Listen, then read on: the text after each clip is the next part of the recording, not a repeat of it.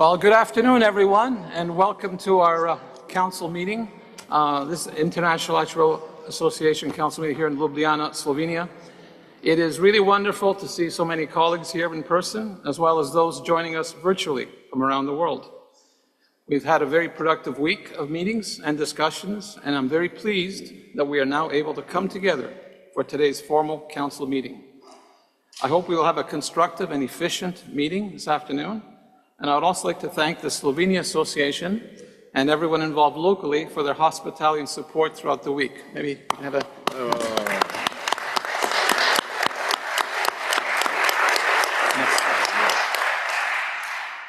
Okay, before we begin, a quick reminder that simultaneous translation and audio interpretation are available through Worldly. You have the QR code there. So please either scan the QR code on the screen or use the link provided in the chat. And for the best audio experience, we encourage the use of headsets or earbuds. Now, I'll also make a note that the acoustics in this room are not ideal. So when you speak, you should not be speaking too close to the microphone or too far. Now, exactly where that position is, I'll leave it to your judgment. If anyone experiences any other technical difficulties, the member of the Secretariat team will be happy to assist. A quick practical reminder before we proceed. 2 tablets are currently circulating around the room for digital attendance sign-in. You only have to sign into one because they're connected to each other. So please locate your name, check the box beside it, and then pass the tablet along to the next person. This is important both for attendance tracking and minute-taking purposes. Thank you, everyone, for helping keep the process moving smoothly. As is our usual practice, we will begin with brief introductions. You can see the officers and executive director displayed on the screen. I am Mike Lombardi, President of the International Actuarial Association. Joining me are Bozena Hinton, immediate past president, Maximilian Hapaker, president-elect, and Mathieu Langelier, Executive Director. For introductions today, we will limit this to the delegates seated at the council table or online. So I will ask each delegate to briefly introduce themselves and the organization they represent. Shall we start with our host? Yes, please. Thank you, Mike. Stanislav Vrtunski, Slovenian Actuarial Association. Charles Cowling, temporarily sitting in for Cartina Thompson, who is just away for a few minutes, and I'm from the Institute and Faculty of Actuaries. Selma from the Moroccan Actuarial Association. Lisa Wade, Caribbean Actuarial Association. Philippe Demolle, Institut des Actuaires en Belgique. Juan Carlos Padilla, Colegio Nacional de Actuarios, México. Jennifer Gillespie, Society of Actuaries. Naoki Tsunamoto, Institute of Actuary of Japan. Jacques Tremblay, Institut Canadien des Actuaires. Vincent Chin, Actuarial Institute of Chinese Taipei. Mary Hosford with the Casualty Actuarial Society. Akira Hota from Japanese Society of Certified Pension Actuaries. Ed Podlowski with the International Actuarial Association Health Section. Svetlana Markulevska, representing Macedonian Actuarial Association. Nedim Gavranovic, Actuarial Association in Bosnia and Herzegovina. Actuaries Institute, Australia. Wilhelm Schellmeier, representing the German Association of Actuaries. Odd Svensson, Den Norske Aktuarforening, Norway.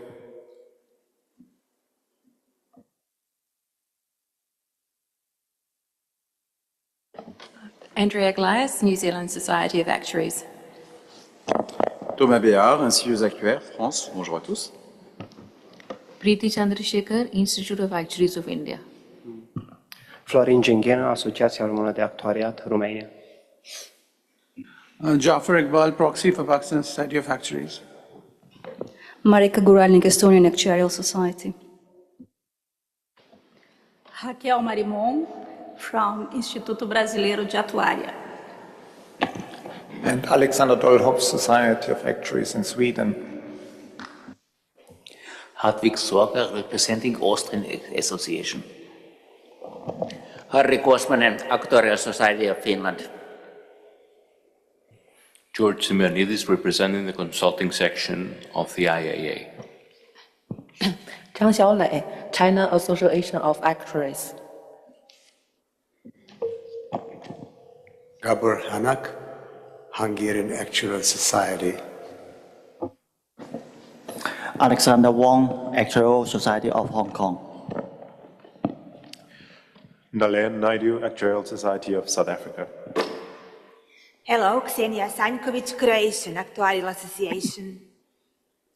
Yiling Lin, Conference of Consulting Actuaries in the United States. We also have a few attendees online. Yeah. Ibrahim, those are just going to go on. You want me to give you first names? Okay, I'll give you first names, then you can tell us. Abraham, introduce yourself. Abraham Hernandes, Instituto dos Atuários Portugueses, Portugal. Okay. Ibrahim, sorry. Ibrahim Mohanna from Lebanon. Thank you. Gianpaolo. Gianpaolo Grenca, representing Italian Society of Actuaries. Tanuya. Anuja Krishnaratna, representing Actuarial Association of Sri Lanka. Neil. You're on mute, Neil.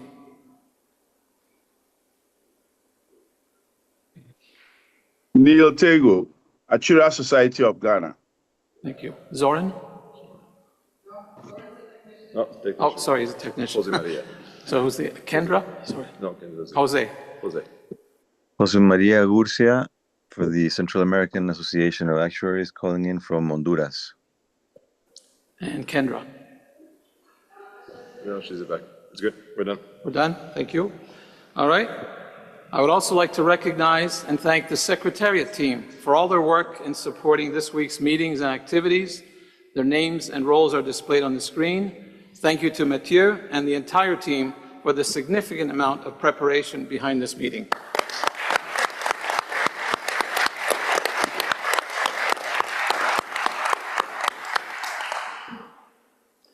All right, we'll now turn to Mathieu for the voting arrangements procedures.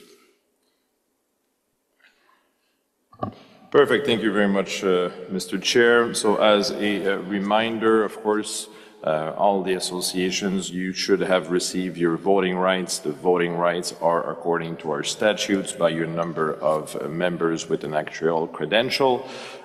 If not, please let us know, because you should have it now.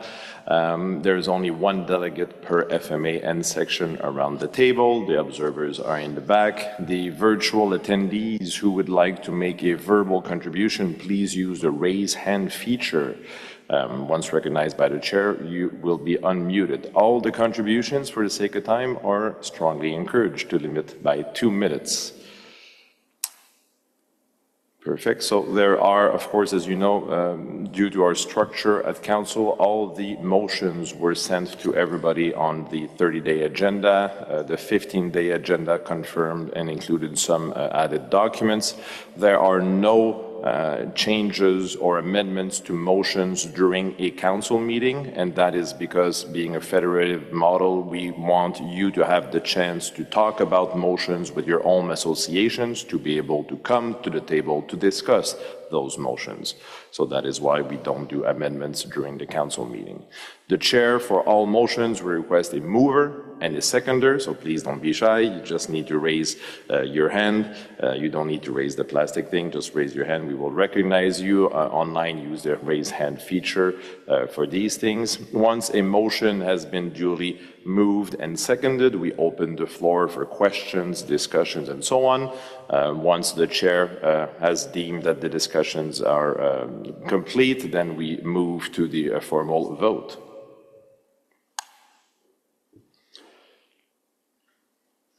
Okay, I think I already repressed this. The observers and, of course, other representatives that are not on council have been sent the link to the live YouTube channel. So we are live on YouTube right now, in case you were not aware. And as we do, of course, the recording of this meeting will be made available on the IA's YouTube channel shortly thereafter. So, Mr. Chair, I'm very happy to represent or to inform you that we received a total of 120 votes that are on-site or virtual, so representing 67%. We've also received 7 ballots from Colombia, Ecuador, Poland, Serbia, Singapore, South Korea, and AFIR, representing an added 12 votes for a total of 132 votes, or 74%. Thus, we have largely exceeded the quorum, and the meeting may move forward from now on. Thank you. Thank you very much, Mathieu. We will now move to approval of the agenda. As outlined in the materials circulated in advance, the consent agenda includes the Marrakesh Council minutes, the Joint Section Committee Terms of Reference, updates to the statutes, and the revised Statement of Intent on water-related risks. For clarity, approval of the agenda includes approval of all consent agenda motions.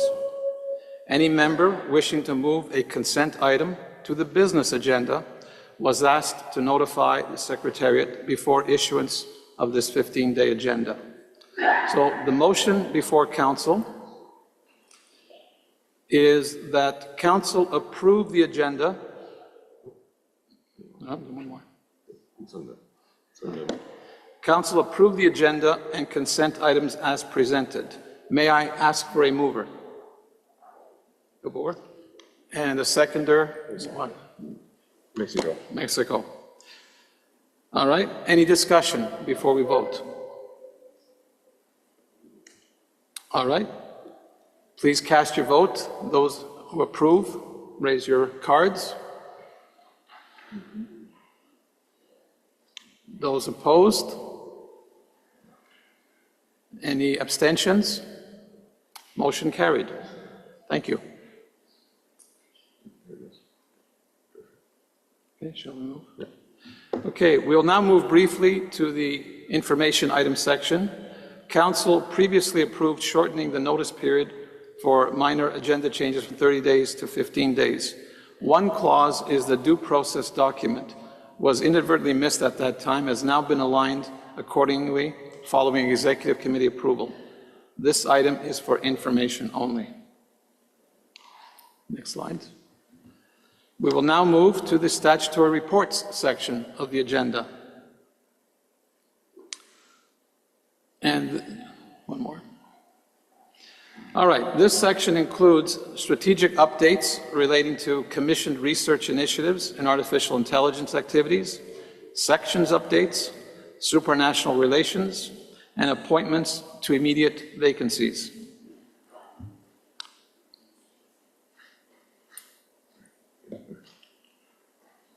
All right, so I'll start off with 3 items listed there. The pilot project. The Executive Committee discussed the potential development of a more structured approach to commissioned research and thought leadership papers. The discussion focused on identifying topics of strategic importance to the profession and considering how the IEA could support more externally focused and impactful work. Officers and the Secretariat were asked to further refine possible research topics and governance approaches for future consideration. On data analytics and virtual forums, the Executive Committee and the SPC reviewed the results of the Data Analytics Virtual Forum pilot related to AI for actuaries. While the pilot demonstrated interest in AI-related topics, engagement levels were lower than hoped, and a number of operational and platform challenges were identified. The discussion highlighted the importance of continuing to explore effective models for individual engagement, communities, and knowledge sharing across the IEA. AI Task Force Structure Beyond 2026. The Executive Committee discussed the future structure of the AI Task Force and broadly agreed that AI will remain an important long-term strategic issue for the profession and the IAA. The discussion explored possible future models, including more permanent committee structures that would maintain momentum while balancing flexibility, subject matter expertise, and appropriate FMA engagement. Further work will be brought forward to the Executive Committee on possible governance and structure options. I will now invite Bozana Hinton to provide the sections update. Thank you, Chair, and hello everyone. I'm very pleased to report a positive update on the sections. Firstly, at the end of last year, we formed the Joint Section Committee. It's got 4 members, being IARCA, the Health Section, the Life Section, and PBSS, and it has 2 observers, being AFIA and Aston. The Joint Section Committee has now met 3 times, and the most recent meeting was yesterday, and I believe it's working very well. It's updated its terms of reference to reflect its current membership, and those changes were just approved in the consent agenda just now. And I've been attending as an observer on behalf of the Executive Committee. So items on fees and reserves have been discussed and agreed by the Joint Section Committee as follows. So on the fees side, it's been noted that the IAA is changing its rules around the fee collection process from 1 January next year. And all fees and member lists will be due from FMAs by 31 January at the latest, and this is going to be a hard deadline. And this is going to enable all the section members who have paid for the year to actually get the full year benefits. And as always, individuals continue to have the option to pay directly on the IAA website. And all this was advised to FMAs earlier in the year. In regard to the section reserves, a section reserve policy has been proposed, and it specifies a reasonable upper limit to the amount of funds can be held. And this has been approved by the Joint Section Committee, and it's also been approved by AFIA. And Aston's engagement is continuing. And this policy is about to be put to an electronic vote, and that will be immediately after the Ljubljana Council meeting. Thank you, Chair. Thank you, Bozana. I don't know if we're going to take questions now or afterwards. Why don't we take an opportunity here? If anyone has a question now, maybe you can raise your card or your hand. Otherwise, we'll continue. All right, I'd like to ask Brendan Council to give us an update on the supranational relations activity. Brendan? Thanks, Mike. Good afternoon, everyone. I'm going to just give you a brief update in my role as chair of the Supranational Relations Subcommittee, or SRS, which is a subcommittee of the Executive Committee. Our purpose is to drive and support the IAA's supranational engagement efforts, and it's a core part of our impact function. The slide there summarises some of our key activities. I won't go through all of them, but our key goals are firstly to support strengthening of relationships with our supranational partners.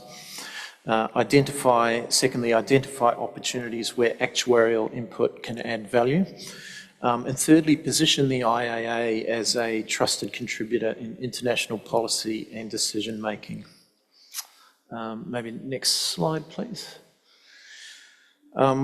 We've got a substantial program of work for 2026. Our key priorities this year are strengthening collaboration with our relationship management teams, particularly those Tier 1 teams, and I'll talk to a couple of those in a moment. We are also looking to move to a more proactive stance with some of our Tier 1 supranational partners, and this was mentioned in the previous slide by Mike on some of the initiatives in place to help facilitate that. And finally, we're looking at building out new relationships with strategically important supranational organisations. To facilitate these objectives, we've increased engagement through holding 4 joint meetings annually with our key relationship managers. So we've now got 2 in person and 2 virtual. We see this as critical to improving coordination and internal communication momentum with our supranational partners. And we are in the process of significantly expanding our relationship management teams, the membership of those teams to bring in more expertise and additional capacity. So this reflects the importance of our key super relationships, particularly our established relationships with bodies such as the OECD, IAIS, ISSA and IFRS Foundation. At the same time, we're aiming to strengthen alignment across the IAA, particularly with some of the committees such as the Climate and Sustainability Committee, who are also doing some very good work with our supranational partners, and the Advanced Committee to position all the work that the IAA is doing globally. Maybe next slide, please. I'm just going to quickly cover, I think this will be familiar to most of you, hopefully, our supranational categorisation. So we have an internal categorisation framework to help prioritise and manage our relationships effectively. Our Tier 1 partners include organisations such as OECD, IOPS, IAIS, IFRS Foundation, ISSA.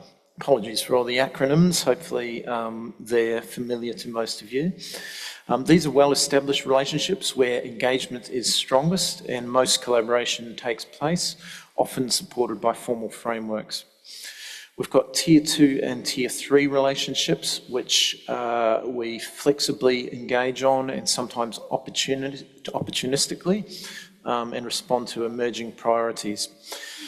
This framework's regularly reviewed to ensure alignment with IAA's priorities and that our efforts are focused where they can have greatest impact. And we are in the process of reviewing some of those categorisations and priorities. Next slide, please. So just this one summarises some of the recent activity over the last 6 months since our previous in-person meetings. Over this period, we've seen some quite tangible progress across our supranational engagements. All of our Tier 1 relationship management teams have delivered some quite meaningful contributions, including expert input to projects, joint research, webinars, participation in policy discussions and global forums. And I won't speak to all of the good work that's set out on the slide there, but perhaps just a couple of highlights. We've had continued collaboration and engagement with OECD, IAS, IFRS Foundation and ISSA. We've had growing engagement with a couple of new supras, the World Bank in particular, and the World Food Programme. And we are in initial discussions with the World Health Organization, so some good early connections with some new supras and some, I think, quite important global supras. At the regional level, engagement has increased across the Middle East, Africa and Asia. A couple of examples there. We've facilitated an actuarial training program in Macau. We've provided support for developing the profession in countries such as Oman. We've had interaction with regional bodies such as the Arab Actuarial Society. So we're seeing some really good momentum, increasing demand for actuarial expertise, particularly in areas such as capacity building. The work of all the IAA committees, forums and task forces plays a vital role in supporting and strengthening our supranational engagement. So it's through all of your efforts that we are able to channel and leverage actuarial expertise and position the IAA on the global stage. So I might just finish off with some special acknowledgements. So firstly, to the many volunteers who continue to contribute to our global impact aspiration. They generously represent the IAA in many global forums, contribute their expertise and ideas to key projects. Secondly, to the relationship managers and the relationship management teams for their outstanding contributions. And I know that sometimes the relationship management role is not always an easy one. So thank you to those individuals that are donating their time and efforts to support those relationships. To the members of the Supranational Relationship Subcommittee. Yep, we've got a lot of work on our plate, so thank you for all of your support, guys. And finally, to the well-oiled machine that is the IAA Secretariat, particularly to Irfan for keeping the whole machine running smoothly in this area. So it's been a busy 6 months, but we've had really good engagement, and I think we're continuing to make progress and improve, and I'm really optimistic about the future of our supranational activities and our impact function more generally. Thanks, Mike. Thank you, thank you, Brendan, for that update. Before we move on, I want to recognize some new people that joined us online. So Mathieu, can you read them out? Yes, thank you very much. I see Yeside from Nigeria joined us online, Lorraine for Kenya, and I also, it's cut out, but I think it's Ludina from the Netherlands who joined us since the roll call. So thank you very much for being with us online, ladies. Okay, are there any questions about the Supranational Relations Subcommittee? Don't forget to use the raise hand feature and wait to be recognized by the chair.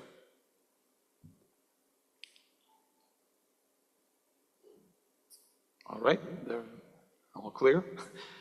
Okay, we'll move on to motion.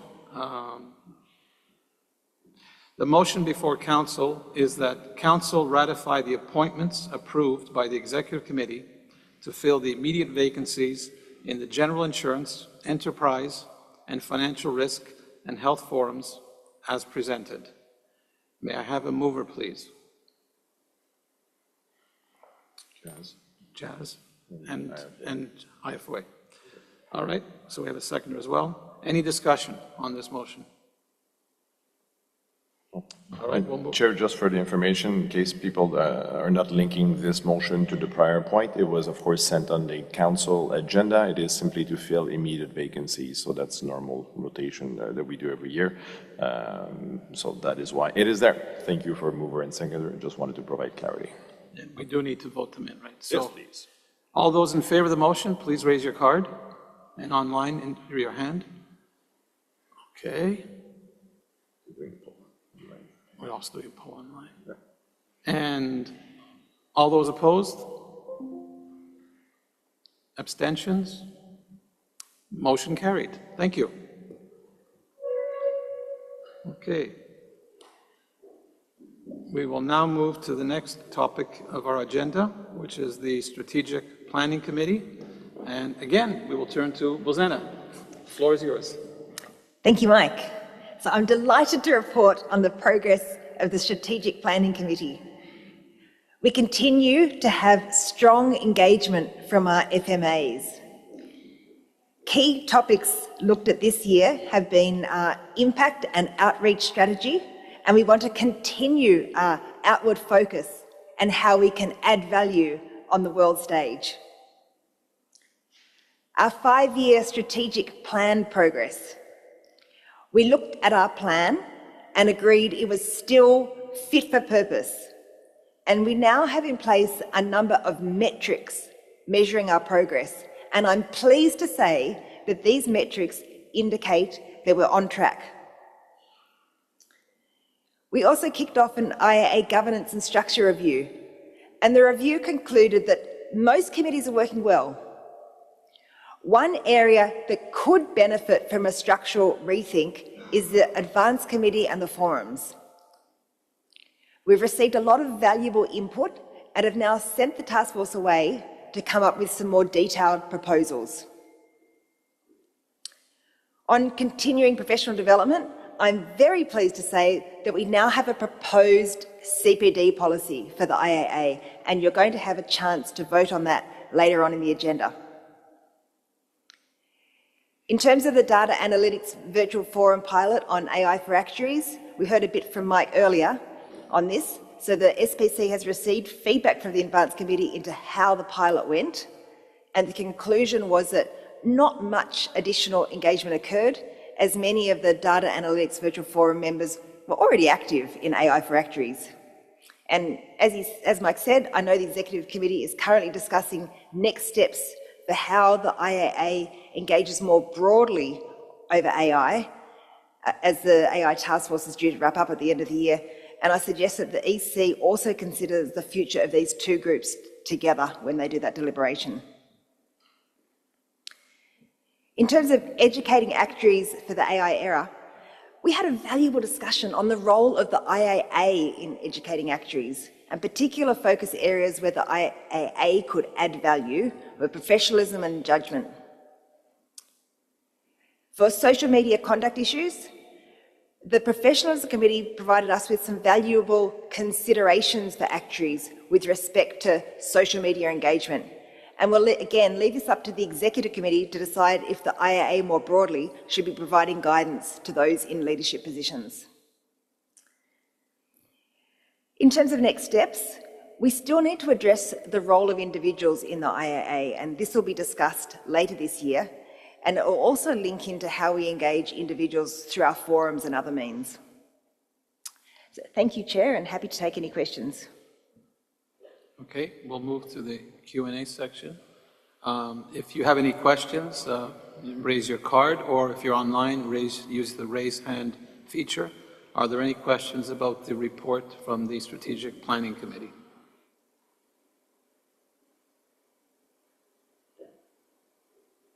Making really good time so far, Chair. All right. People want to leave early. All right. Let's see.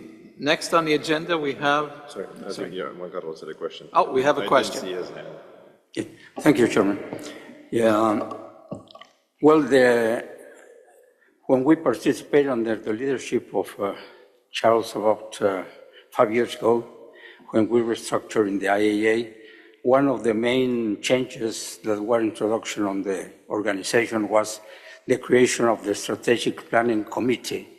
After these years, what will be, and with the presence of Charles, what will be your balance?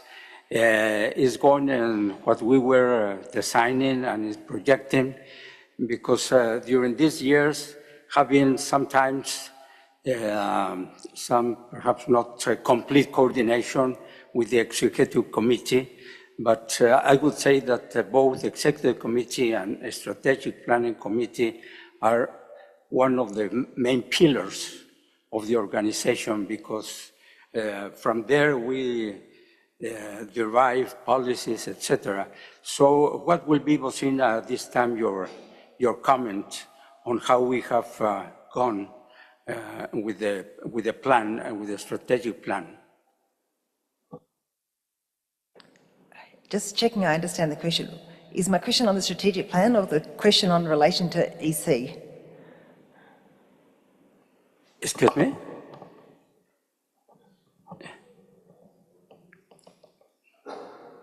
Okay, so I think you want to know how SPC and EC are working together. Is that right? Yeah. Yeah, okay.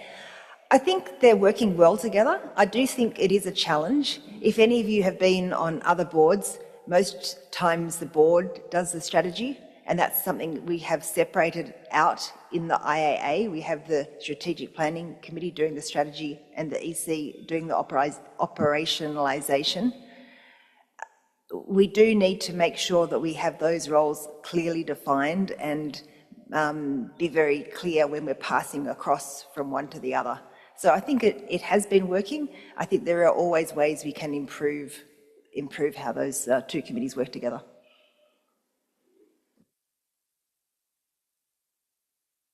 there any other questions about the report on the Strategic Planning Committee? Okay, hearing none, we will now turn to Charles, who is chair of our Nominations Committee, and will give us his report. Thank you very much, Chairman. Is somebody controlling the slides, or can you pass it across to me? Wonderful. Thank you very much. Okay, so the report from the Nominations Committee. We have been extremely busy in the last few months, and I want to extend my thanks to all of those on the Nominations Committee who are on the slide in front of you. They do a really important job for you in ensuring that we have elected or nominated to all of our key positions people who truly represent our profession around the world and who will do a great job for the IAA. And that's the sort of the core function of the Nominations Committee. To sort of illustrate that a little bit more, we have a role to counsel to you in terms of recommending, nominating a president-elect for the following year, and that particular exciting announcement I shall be revealing very shortly, as well as positions for all of the statutory and limited membership committees. Those will be deliberated on and presented to you when we meet as Council in Tokyo. We also have a responsibility to nominate people to positions, leadership positions within our other committees and forums, and to ensure that we have nominated delegates to our sections. At all times, we are very focused on ensuring that we are getting proper diversity across our organisation. And any of those of you who heard me speak yesterday will know how passionate I am about diversity. And if you missed me speaking yesterday, I will be speaking on this topic at both the European Congress of Actuaries and the ICA in Tokyo later this year. I think it's a really important issue, societal issue, an issue for us as a profession. So be assured that, at least while I'm chair, diversity will be a core principle that guides the work of the Nominations Committee. But it's not just diversity across gender and linguistic and racial characteristics. It's also diversity of skills, of practice areas, and across our associations. All of these are important. So, we will later this year be coming to you, therefore, and asking for your nominations for positions for next year. The solicitation for next year's nomination committee to deliberate over for positions coming from the 1st of January 2028. And I want to actually speak to many associations between now and them submitting their proposals. I want to encourage more of you to submit quality candidates. We can only select from those whom you put forward, and it's really important to us as an IAA that we get people with great skills so that we at the IAA can do a great job. So we will be I will be coming to speak to many associations to encourage you to put more of your great people forward, and also with a mind to helping us on our sort of diversity metrics. And it's not just the key membership committees, it's also across our forums as well. And it's really important, particularly in our forums, that we select people who've got real expertise. We're seeing, particularly in the area of AI and data analytics, how much of an impact we as an IAA can make when we've got really good people leading the work that we do. And we do. Climate's another area where we are having some great impact on the global stage. So the more that you can put forward candidates of great caliber, the better the work that we as the IAA can do. To just illustrate and give some statistics to the diversity that we have. This is in the nominations that we've received, that we've been deliberating over this year. And I'm very pleased that we've had some great diversity. I'd still love to see more great female nominations.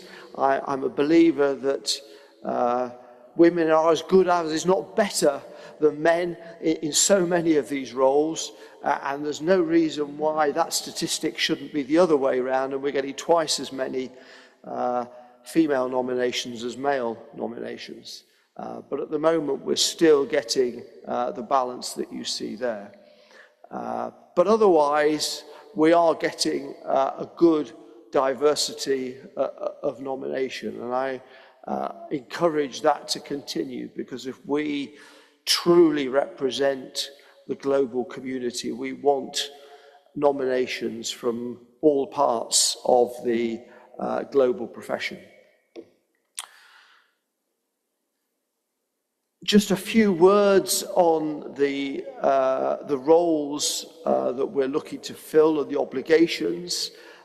These positions come with significant responsibilities, and we want to make sure that you as associations and the people you put forward are aware of their obligations. There is already a document on our website that sets out the obligations of leadership roles across our committees in terms of availability, engagement, preparation, and working with the executive team.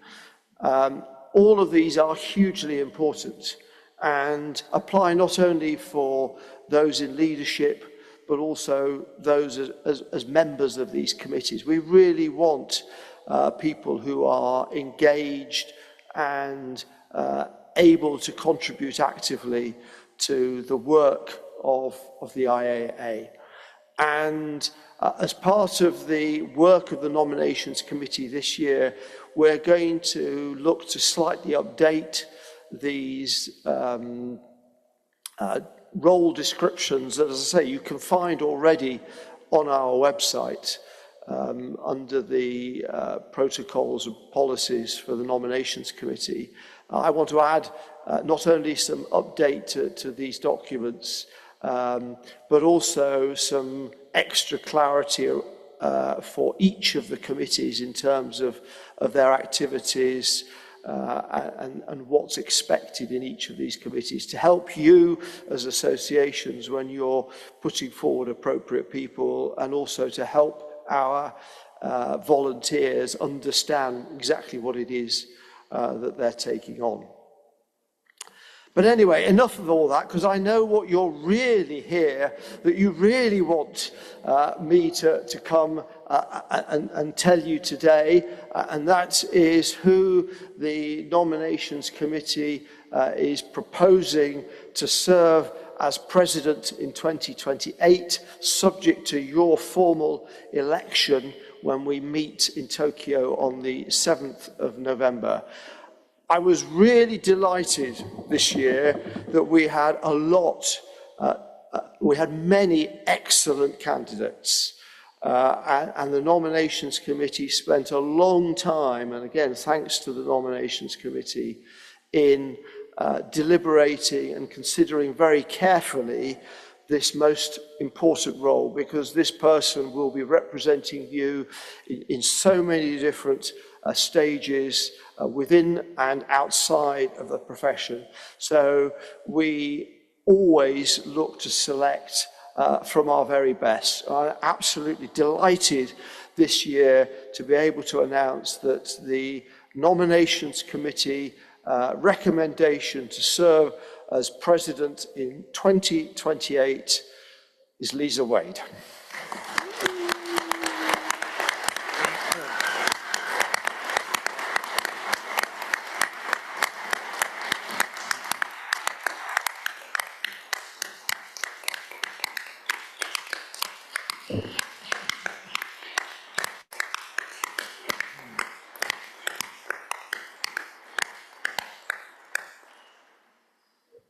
And that concludes my report to Council.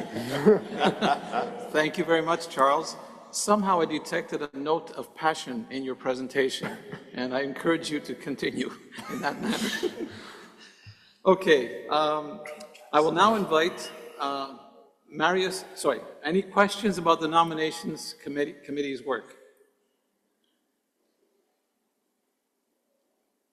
Wait a moment or two. All right, thank you. Let's move on to the next subject, which is the audit and finance. I would like to invite Marius Dutoit to present to us a report from the audit committee. Yeah.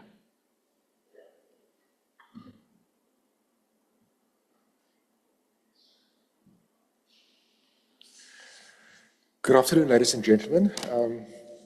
It feels like a big auditorium, and I'm speaking to the whole world here from above.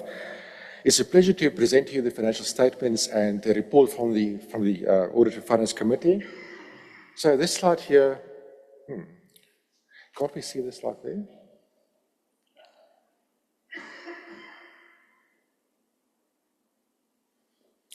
Okay, so while we're getting that right, I'll proceed. So this slide will also serve as the topics I'll discuss. So the first one is the Audit and Finance Committee supports the audit process. That's one of our main roles, of course, and I'll talk about that later. We continue on to update the risk register and financial controls. So what we have started doing in the past is to invite the chairs of EC, SPC and nominations to our committee meetings, discuss the various risks with them and the controls which are in place, and there's very good discussions coming from those. This time around, we've also gone further and invited a representative of the sections, which I think we should have done a long time ago, because the sections are the owners of some of the risks, and we've had very good discussions with him as well. So there will be some changes made. Oh, thank you very much.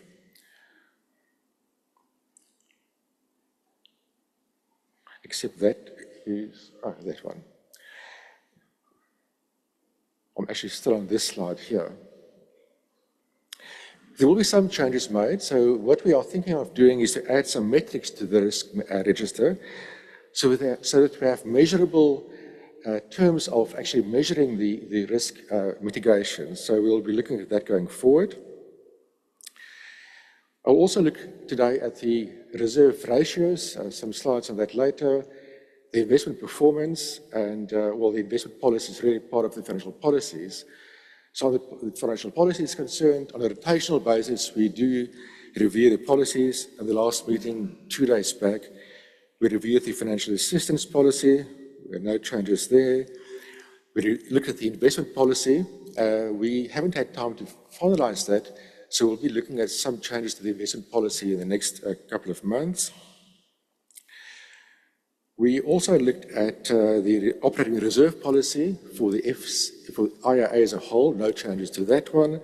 And we approved the operating policy for sections for approval by Council in June, as Presena referred to earlier. Okay, So the financial statements really consist of three elements. The first one is the IAA, including sections. Then we have the IAA services and also a consolidated version of the two companies. So in this presentation, okay, I think it's doing its own thing without me pressing any buttons here. So we will look at consolidated version here today. We reappointed Parker Prince Libano for the audit purposes at the beginning of this year. But there's a new auditing team, so for rotational purposes, there's an audit partner, a new team involved, which is of course very important. In summary, and I can actually stop here because Matteo said I only had 2 minutes, I had a very good financial year. There's nothing strange, nothing funny. Expenses and income is basically in line with budget, including the EC approved conditions, which I think the President referred to. Just briefly looking at the financial statements themselves, you'll see that net assets is down from 4.8 to 4.6 million, basically because we've budgeted for a deficit, so one would expect the net assets to come down. Revenue and expenses, you'll see both of them are slightly above budget, about 260,000. And that is mainly as a result of the JOCO 2025, which I included on both sides of the balance sheet, of the expenses and the revenues at least. So on the revenue side, we had the JOCO income, and the expenses, we had the JOCO expenses, which wasn't in part of the budget, but it's really a balancing out effect. The numbers at the bottom is just to show that how the sections and the IAA operated separately. So in total, there's a deficit of 242, which is really slightly less than budgeted for. The IAA, the budget was about 145 deficit. We were 162, so it's very close to budget. And the sections, the budgeted deficit was 145. And of course, those are rounded numbers, as you will note. And the deficit was 80,000. Look at the statement of financial position. There's always a fairly big number in terms of the prepaid expenses. This year is about 550,000, so that's really for deposits for future meetings, and I think one can expect that to occur every year. Then there's also quite a substantial item for government receivables, which is sales tax that we paid, which haven't been claimed back at the year end. This is a once-off or a non-recurring item that's not expected to be there again in the future. Capital assets include the new IT systems. That's a very small item. And the liabilities also include restricted funds. So the Congress Bursary Fund is from FMI contributions for ICA bursaries. The value of that is 333,000. And the IA Special Fund, which will be partly used for Tokyo, and that's for travel costs of delegates from developing countries. Looking at revenues, the total member dues increased by about 1%, so of course that's more or less within budget. In the line item in the income statement, it is lumped together with section membership, which is down by about 7%. So in total, there's a marginal increase in dues and the revenues. I've already referred to JOCO revenues, which is included there. And this is under the item. So you won't see a line there, JOCO revenue, because we don't actually propose or we don't recommend this to happen in the future. We want the local organizations to budget for themselves for the JOCO. So we don't have a separate line item for that. The total of the other, if you look at the income statement, is about the same as last year, because JOCO is there of 260, but there's a lesser item for investment gains. Last year it was 400, and this year only 170. But in total, the number is still about the same as last year. Then expenses. So the expenses, as I said, for JOCO is also included. That's under advanced engagement representation, 262,000. So there was a very small loss on JOCO, about 4,000 loss on JOCO, which is negligible. It also includes the AI cost, AI projects of about 82,000. That's within the advanced engagement representation line. So staff expenses is quite challenging to see in total because it's all split between the various parts of the IAA. So in total, it's slightly down from budget. The actual was 1.3 million and the budget was 1.4 million. And that's a reflection of some late appointments or later than expected appointments and also some savings which the Secretariat is working very effectively. And then multi-year projects are now finalized, so IT and all those have been embedded, but that's not a big item either. Under bursaries, this item, bursaries and initiatives, is really from sections. They budget for that and expense it. Bursaries were slightly lower than last year, 25,000 versus 47, not because sections budgeted less, it's just there were some cancellations in Brazil. So that's the reason for the slightly lower than expected number there. As I've already said, there's ongoing efforts by Secretariat to lower costs, to be efficient, so that's perfect. Brendan referred to the Supras earlier, so on the impact cost, this is slightly higher than budgeted. The Secretariat staff allocate their time on a retrospective basis, so depending on the strategy of the IAA, the cost of the Secretariat will move from one place to another. So that's one of the reasons why the impact costs are higher than budgeted. Advanced costs also include the AI Summit in San Francisco. That's another one of our major strategic issues, AI, so a lot of work is going into that. Right, and then about 2 years back, we approved the carbon credit policy, and this is just a report that we have again purchased the carbon offset certificate. It was $5,000, so it's not a major thing, but it's nice to know that we're doing our bit for the environment. Looking at investments, this slide basically only shows the allocation policy. In other words, the range of within how we can invest between the various asset classes. So you see that on the right-hand side, the blue column, cash should be between 5 and 20, income 50 to 60, equities between 15 and 20 for Canadian, and for global equities also 15 to 20. And in all cases, the actual portfolio is bang on in the middle of those. So I'm happy to report that we comply with that aspect of the investment policy. Looking at investment returns, I thought it's important this year actually to show you what our objectives are in the investment policy statement. Now, we are not an investment company, so we don't try to maximize returns.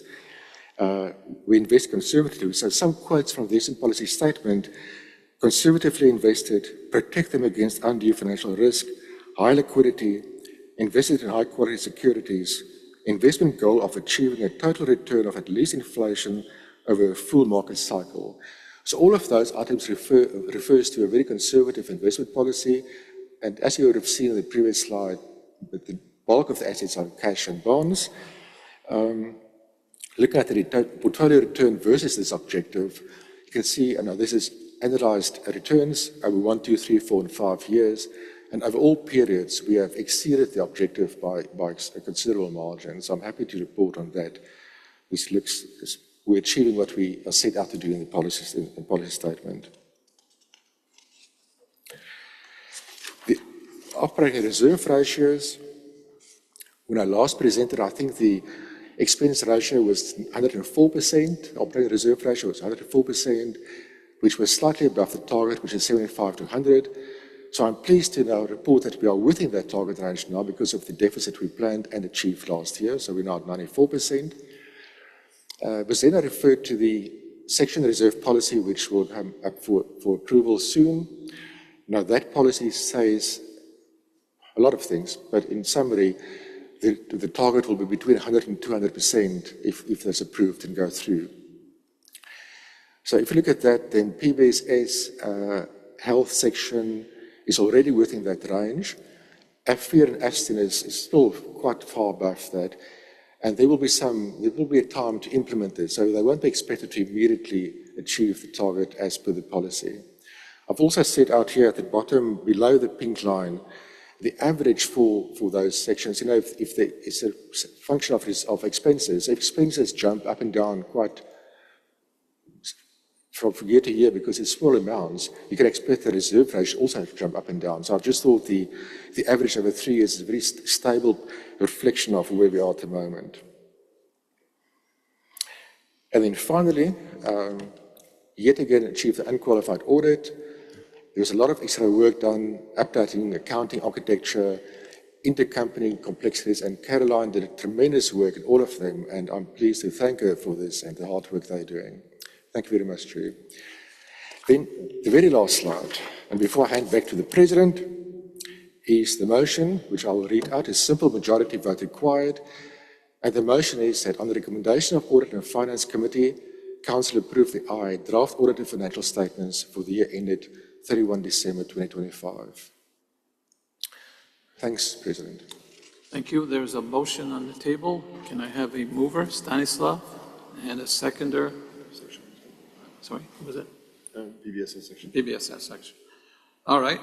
Is there any discussion of this motion that people want to raise at this time? Question over there. I have two short questions. First question, I heard that the inclusion of JOCO 2025 was exceptionally. So am I right that I will not see JOCO in future years in the financial statements? Second question, if I look at the two biggest positions, the biggest position in the revenue is membership fees that increased by less than 0.5%.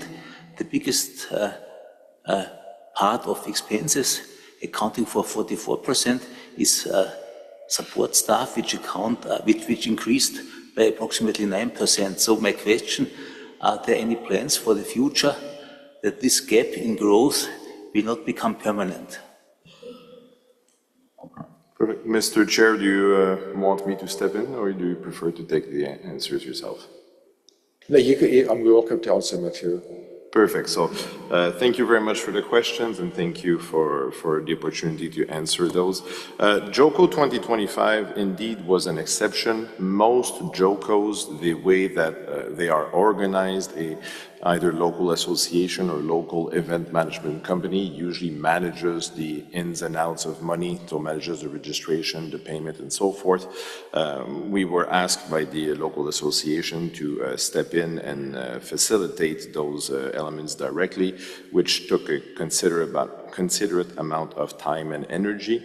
Thus, we are okay to offer it as a means of last resort, but we have certainly no intention of going that approach. And the organizers of 2027 and 2028, pending approval, of course, have already told us that they will use the more traditional approach, so for them to directly manage these. So hopefully that answers the first question. The second question about staff, thank you very much for that question as well. We have some of the staffing elements, of course, as you may know, were approved in 2024, but due to, quite frankly, lack of capacity, were postponed to 2025. And one of these elements was indeed to increase staff capacity, so we have time to roll these things out, notably in terms of marketing, and the JOCO, the EC approved us to have one extra staff that was not planned initially in the budget. So by the time that we rolled that out, that position was filled. But I have no other plans at this time to create new staff positions that are not already open.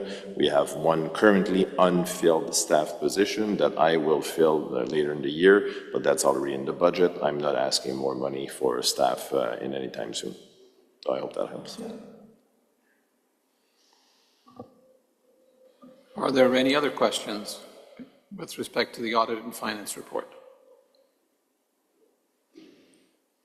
Looking around online. Sorry. With that, I'd like to thank Marius for his report, and we'll now move on to our... You just need to vote. Oh, sorry. No, yeah. We have to vote. The motion is there. We had a mover, we had a seconder. We've now had our discussion. All those in favor of the motion, please raise your card. Online, raise your hand. All those opposed? Abstentions? Motion carried. Thank you. Now we will move to the next section, which is item 13, IA Services, next slide, and an annual meeting. So I will ask Mathieu to introduce this topic, and Mathieu, the floor is yours.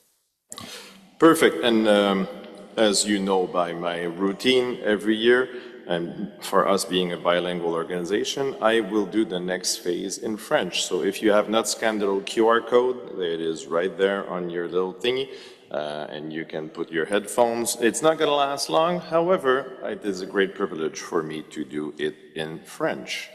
So I will give you a few seconds. I see a lot of people are super enthused. All right, this is lovely.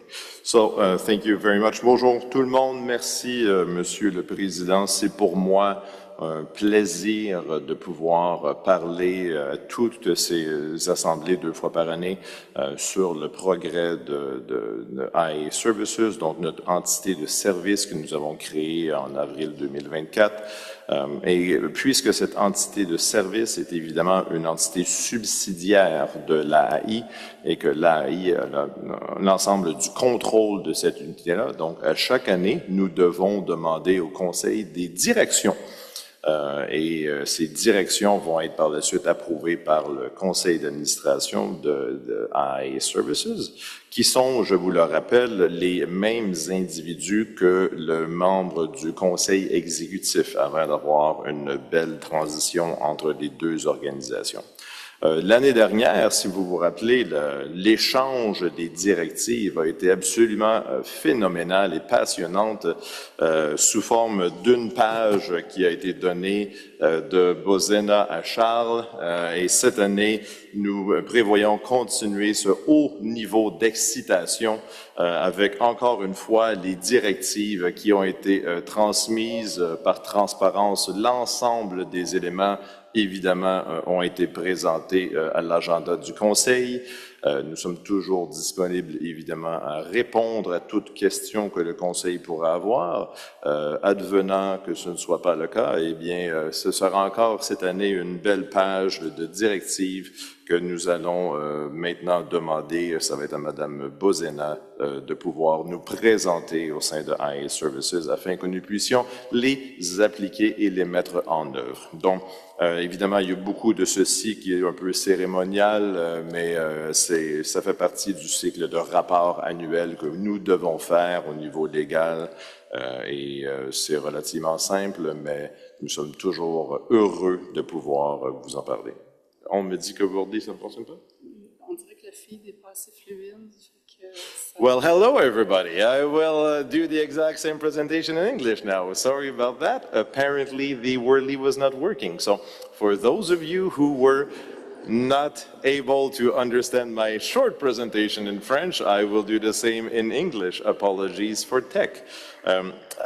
So, as I mentioned, as you know, IEA has a subsidiary arm, which is called IEA Services, which we started on April 1st, 2024. IEA, of course, is the controlling entity of IEA Services, thus it needs to give it direction. And we have those twice a year at these meetings. And the giving of direction, of course, has been put on the council agenda. So you have seen the full list of all the details of all the direction. And due to formal regulatory reporting, we need to appoint one person to do the very ceremonial, exciting element of putting the sheet of paper from one person to the next. So it's always very exciting, of course, but we do need to formally approve this. Thus, all the details of the directions have been presented, and now it is simply the formality of approving it. This year, the exciting duty will be asked upon Madam Bozena Hinton to provide us with the list that has been, of course, already presented as part of the agenda to Council. So that's it, Mr. Chair. I'm always happy to take any questions. Do we have any questions? Raquel. I'm sorry to inform you, but your English was also not translated. I think you speak too fast for the tool. I'm sorry. I understand your English. I don't have a problem with that. But anyway, I think that to use new tools, we just have to be trained on them, and maybe we are not there yet. Thank you for that. Apologies for my live translation that I was not expecting to do in English. No. Stan, did you raise your hand? No. Yeah, it was a big joke. I think. We have anyone? A point of order, do we need to vote that Bozena is the representative? Yes, we do. Is that coming up, or? It's coming up. Okay. Can we have the next slide? With the motion on it? Yeah. Okay, so I don't know if you can hear me. Merci, Mathieu. We have a motion, which is Council's instructions to IAA for the IAA Services Annual Meeting of the member. The motion reads, I'm not voting yet, I'm just reading out. Simple majority vote required that the Council approve Bozena Hinton to serve as the IAA representative at the upcoming IAA Services Annual Meeting. So we've had our discussion, I believe, so all those in favor of the motion? Mover and seconder. Oh, we didn't have a mover and second? Oh, I may not have one. Do we have a mover first? Sorry. Oh, so many hands. Okay, Mexico and a seconder. I'll take this one, Conference of Consulting Actuaries. All right, so all those in favor, please once again, raise your card. Online, raise your hand. Okay, all those opposed? All those abstaining? Ah, you're abstaining, okay. Thank you, motion carried. All right, so now we move to next, another motion. Another motion. This is a long motion. Okay. Motion is that the Council approve the list of directions for the IA representative to present at the upcoming IA Services Annual Meeting. Again, we'll need a mover. Please. Please. Too many movers. George? George and Harry. Yeah. All right, we'll have Harry as seconder. Any discussion? All those in favor, please raise your card. All those opposed? Abstentions?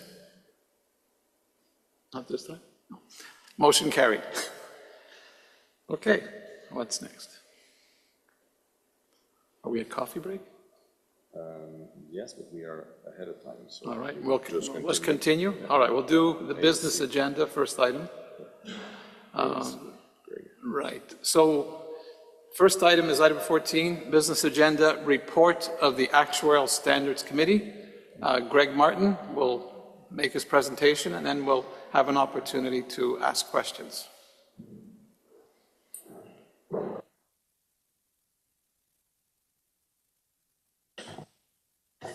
Thank you, Chair. Could somebody, oh, there it is. Thank you. Okay, it's been split over 2 slides. Afternoon, everybody. Actuarial Standards Committee. I'm the chair of the Actuarial Standards Committee, Greg Martin. The Actuarial Standards Committee is a permanent committee of the IAA. We have 11 members. We have 1 executive liaison member, and we have an IAA staff liaison and support member. Just to briefly recap, to remind members of council, the ASC is responsible for developing and maintaining the IAA's International Standards of Actuarial Practice, or ISAPs. ISAPs are model standards. They are not standards that apply to any individual actuary. They are model standards that our member associations or their standard setting committees or entities can either adopt or they can align their own standards with our ISAPs or use them as input to them. Both approaches are used with many of our member associations adopting our ISAPs and many also advising that their own standards are consistent with the IAA's ISAPs. Our ISAPs are based on, our ISAP suite is based on a structure where ISAP 1, number 1 ISAP, is a basic base standard. It deals with general actuarial advice and applies to all advice of actuaries. The other ISAPs 2 to 8, so we have 7 other ISAPs currently, then address specific areas. It might be a particular area of practice or a particular area of actuarial advice, such as accounting standards. Following ISAP 8 that we finalised last year, where Council approved ISAP 8, which was on climate change disclosure, we've spent the last 6 months and the end of last year reviewing ISAP 1. So this is our base standard, so it's the core standard. The focus of that review has been to update that standard for the evolution of actuarial advice, the work we do. Some particular areas have been in just the whole complexity of the way actuaries increasingly work in multidisciplinary teams, in complex situations. Climate change considerations, which is something our old ISAP didn't have, we've reflected on. Unsurprisingly, more complex models, data analytics, and areas such as that. We haven't gone to AI yet, but that won't be too far, I presume. And risk and uncertainty, where most actuaries these days are spending more time thinking about risk and uncertainty in their advice rather than simply best estimates.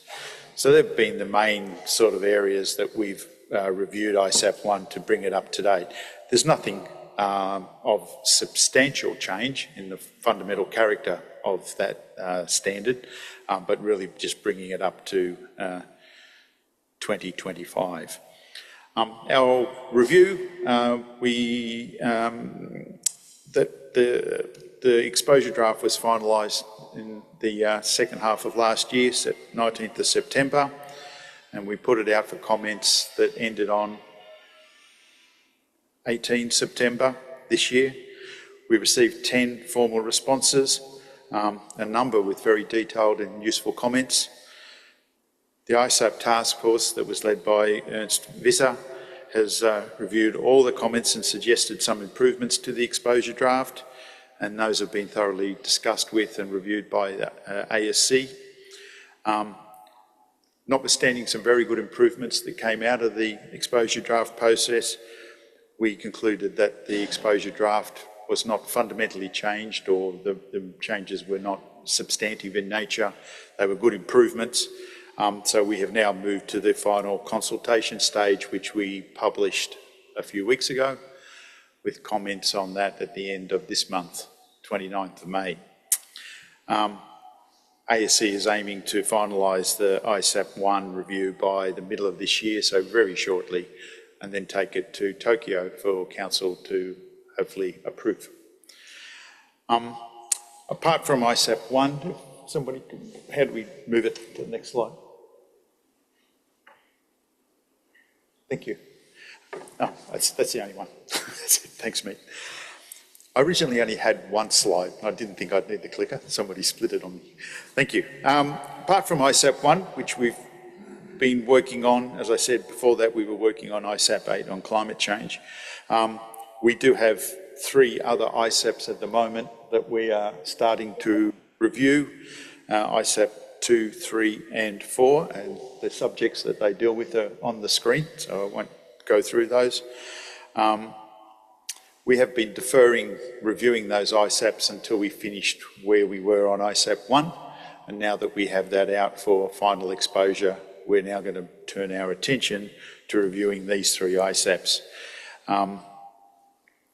We will also considering whether ISAP 5, which is a fairly narrow specific ISAP on enterprise risk models, we picked up a lot of the thinking and content of that in ISAP 1, in the ISAP 1 review, and we're now just considering whether ISAP 1 really is worth maintaining. That's not something we will be rushing to do, but that is on our agenda. Apart from the review of ISAPs at the moment, and our next piece of work on these 3, in Ljubljana we have been turning our mind, and you'll be absolutely surprised about this, to artificial intelligence and what it might mean for both the ISAPs of the IAA, but even the way that the IASC itself works. So we have a very robust process that the IAA adopts and the ASC, but it can take some years from the idea of an ISAP or a change to an ISAP to when it finally gets implemented. ISAP 1 will probably take 2.5 years. ISAP 8 took nearly 3 years from developing an SOA to finalising it, simply through the consultation process and the review process. In a fast-moving world, that does mean you need to think about things well in advance and carefully. You can't wait 3 years to then start thinking about how we might be modifying our standards for AI to then start a 3-year program. So we're thinking about it now. We don't have any particular aims at the moment on that, but we are progressing our thinking and working with other committees such as the Professionalism Committee, who are producing the AI, overseeing the AI task force's papers on professionalism and subjects like that. So that's the work of the ASC. Other than that, we continue as per usual to liaise with the Professionalism Committee very closely, the Assure of Leadership and other committees. So, Chair, I'll stop there and any comments or questions? Thank you very much, Greg. Are there any questions about the Actuarial Standards Committee report?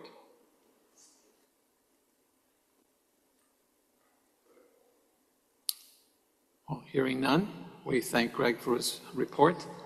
And we now move on to the item 15, report of the Education Committee.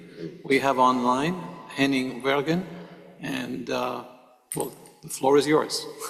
Oh, well, thank you very much. I hope you can understand me well. Best greetings from here in Cologne to Ljubljana. Just briefly reporting on what we've been doing in the Education Committee, especially on implementing mandatory CPD. Perhaps could I ask to share the slides? If not, I'll just walk us through. We already heard from Bozena earlier on that the Education Committee was tasked to work out a proposal for mandatory CPD for FMAs. We have taken that task and set up a specific group to look into this. The main challenge back then was to essentially understand what FMAs are currently already doing. And there were more or less 2 key takeaways from a survey we performed within the Education Committee through the FMAs. One was associations already have mandatory CPD for their members. So general and global policy through the IAA would need to ensure that this fits well together. And as we all know, the IAA as a very diverse institution, this ranges quite a bit from left to right. Second, and I've mentioned this in the past already, was very actuarial feedback to say, well, we would in general support mandatory CPD through the IAA, but would like to understand how this would look in writing until we can really support this. And this brought us to the second step to say, okay, we sense and see a very general and broad support from FMAs to have mandatory CPD established within the IAA. There are only very, very little numbers of associations that see currently a challenge in implementing mandatory CPD, and that's something I'll come back to later on. And last, to really describe how mandatory CPD would look like, and this is something I would walk us through with the proposal to bring this to a vote. Last but not least, we have worked with a Professionalism Committee and Membership Assistance Committee to close off the whole package and especially have a formal implementation. Last week, we have had an informative web session with you, members of council. The feedback we received was positive. Some last questions, I think, we could resolve. Therefore, happy to move to the next slide, where we see a bit more in detail on the next slide, the timeline that we have had, which I just tried to walk you through with the different steps, starting in 2024, as mentioned earlier, the work of the Education Committee, the combined work through membership assistance and professionalism up until today. That's for my introduction. On the next slide, one more slide, please. You'll see what I already mentioned. Just briefly, when we looked into this, we directly saw, and I don't think that surprises you, a great variety of CPD implementation for membership categories all over the globe. And you all know that FMAs, member associations of the IAA, not only differ in size, regionality, the way they are implemented in local jurisdictions, but also in the way especially basic education is delivered by themselves through universities or as a derivative association, as we call it, within the education spectrum, where they use qualification routes from other FMAs. This, of course, mirrors into CPD, ongoing education, lifelong learning, and this is something we acknowledged and had to respect while drafting CPD requirements. Therefore, you see it as the last point. We were looking for a flexible approach. What we did, I wouldn't call it copy and paste, but it's not that far away from that. You'll see the footnote. AAE CPD principles have been installed within the European umbrella organization a couple of years ago. And over there, this is also part of the mutual recognition agreement of the European umbrella organization. So the scope and the robustness it aims for is somewhat higher than we were looking for within the IAA. So this gave us a very, very good starting point, and we were in a very lucky situation that the task force that worked on this was composed with members that had worked on the AAE principles, as also from other regions of the world. So it was a very good composition. They used the AAE CPD principles as starting point, dividing into 5 basic principles: applicability, content, documentation, and assessment. And last but not least, monitoring, describing based approach, how a CPD policy for FMAs might be designed. And perhaps just for absolute clarity, what the IAA CPD policy describes is not something that will go directly through to individual members of FMAs, but only describing what an FMA would need to have implemented in their CPD policy. That also reflects the flexibility I've been talking about earlier on. On the next slide, just jumping a bit into the detail, applicability. A suitable CPD policy is mandatory for all membership categories with an actuarial credential. Of course, linking to the MWEC term we use within the IAA, but it also makes clear the circumstances where MWECs within FMAs might not fall under a mandatory CPD requirement. For example, those that are in retirement, that are working outside of actuarial fields, adjusted for those working in part-time. And there we see full flexibility with the FMA to recognize their local needs and the needs of their members. Content of CPD, individual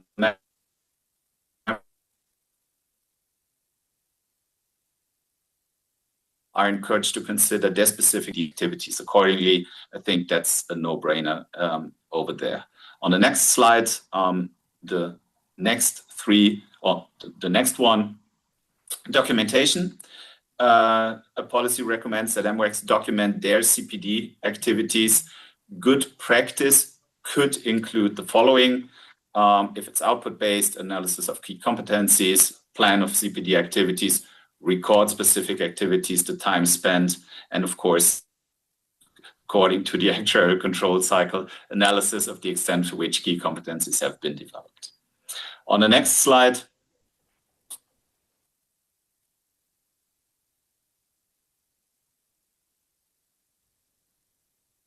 we talk about monitoring and assessment. On the next slide, assessment first. Individual members are required to either self-assess or complete a specific minimum number of hours there.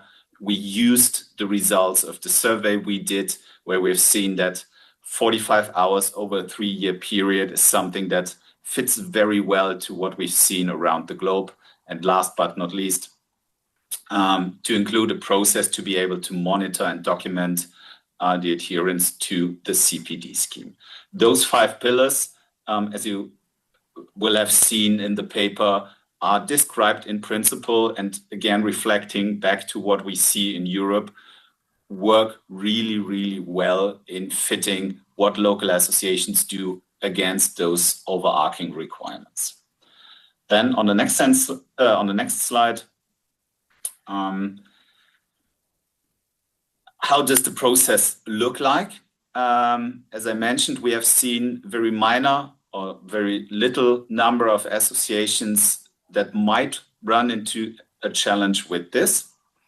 So FMAs will be asked to present a CPD scheme to the Member Assistance Committee.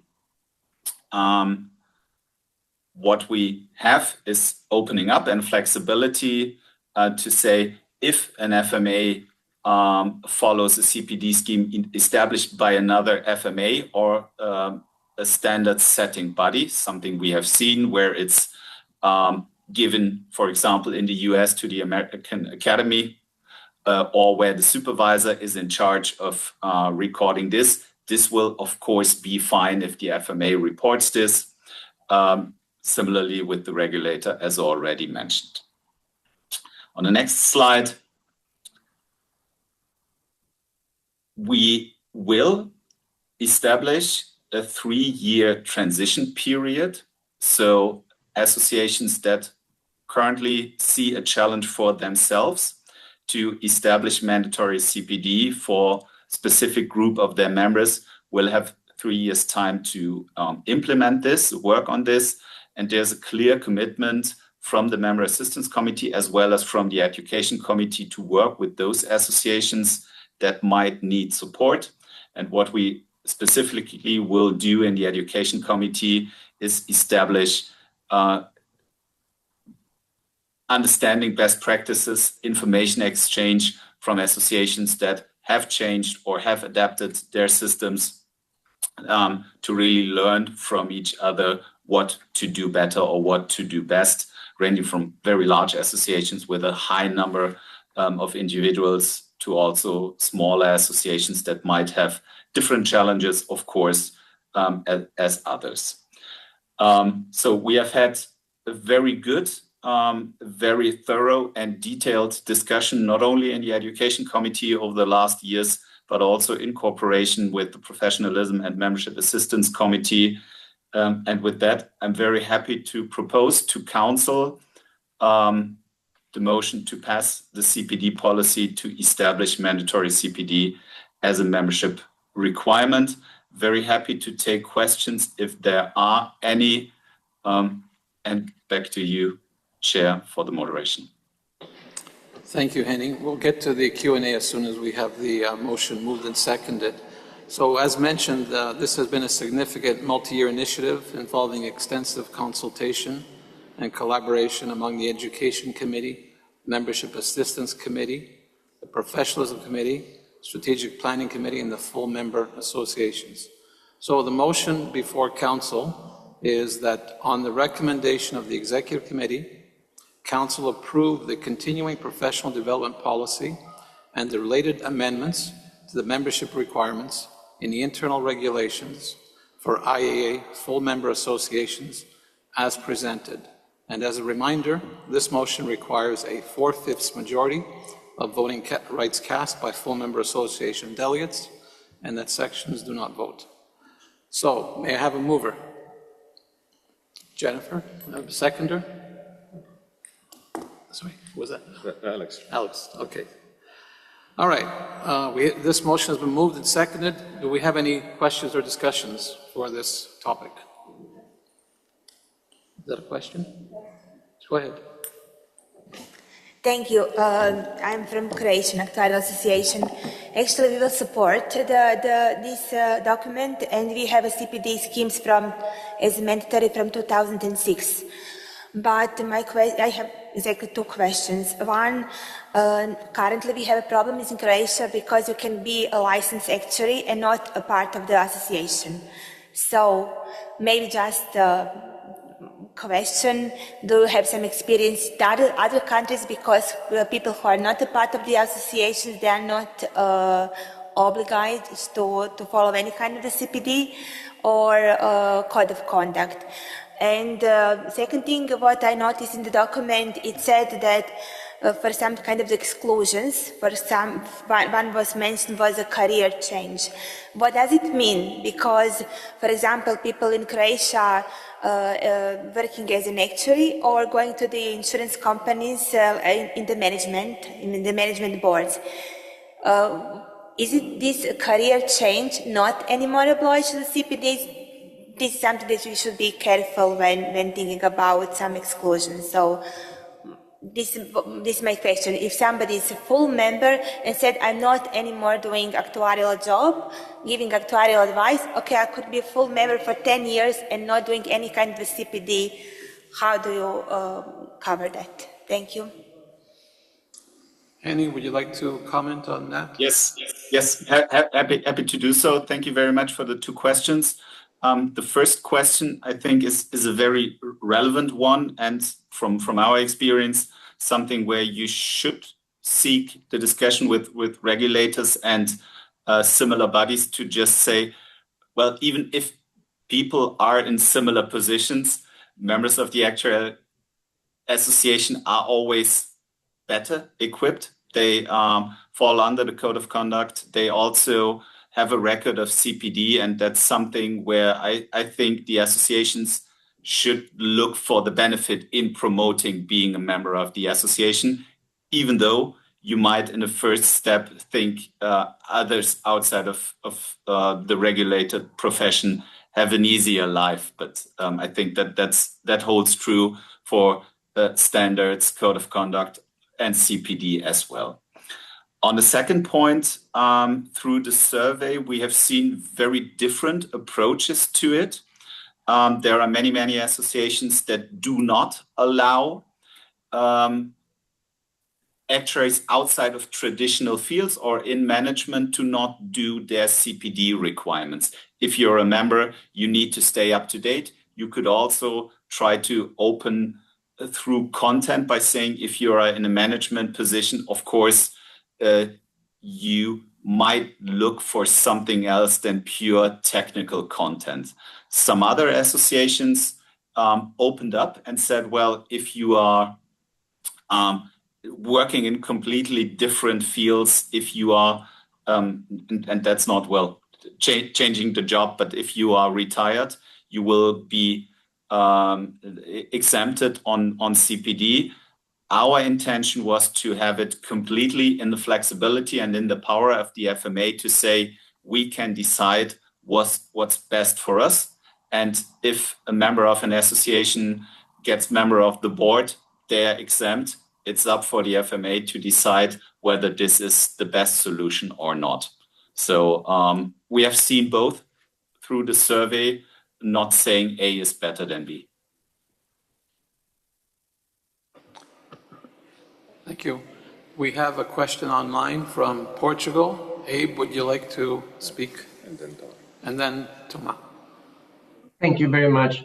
First of all, I agree and celebrate this motion, this work by the Education Committee. Now, it must be very clear what the intention is. And the intention, and one is that the IAA acknowledges that FMAs have different categories of actuaries, of members with actuarial credentials. In some places, they are called associates as opposed to fellows. In some other places, certified actuaries against non-certified actuaries, but all of them are considered up to a certain point and within some legal requirements, members with actuarial credentials.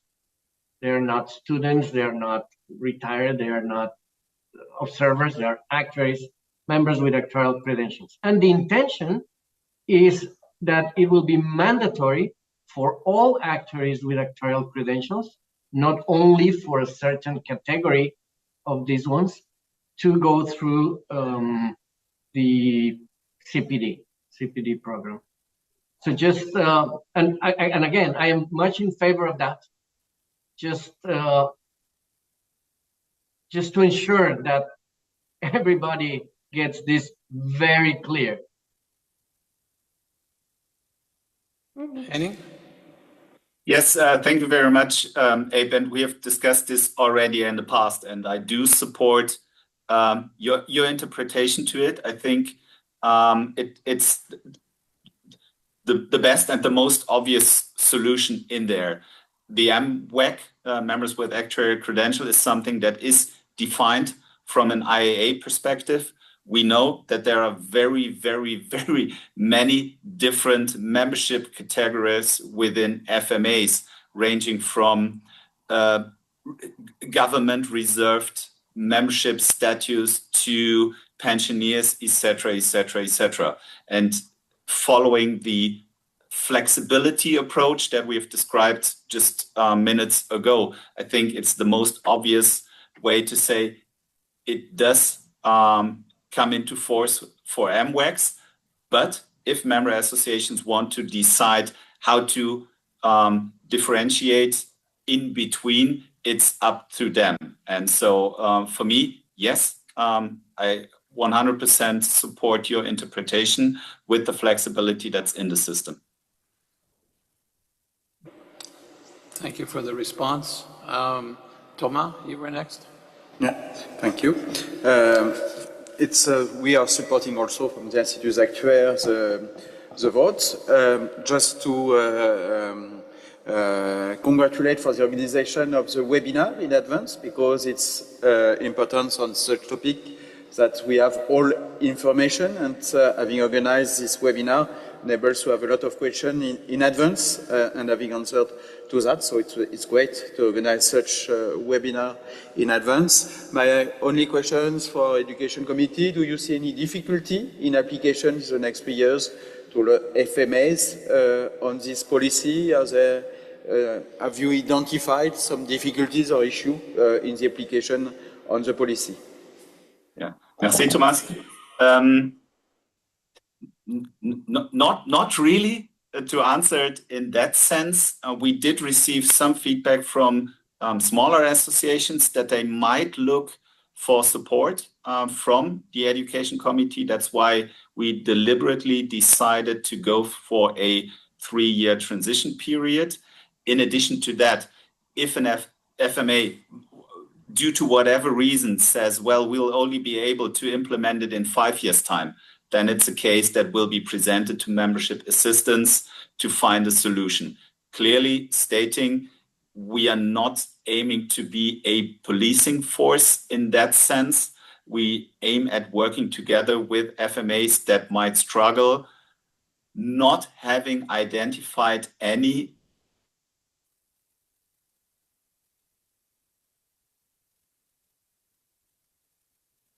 absolutely optimistic that we'll end the 3-year transition period with full coverage.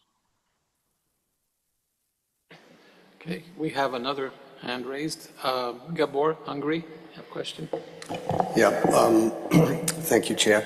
So I understand that the basis of this policy comes from the AAE in Europe, and so it's been introduced in Europe.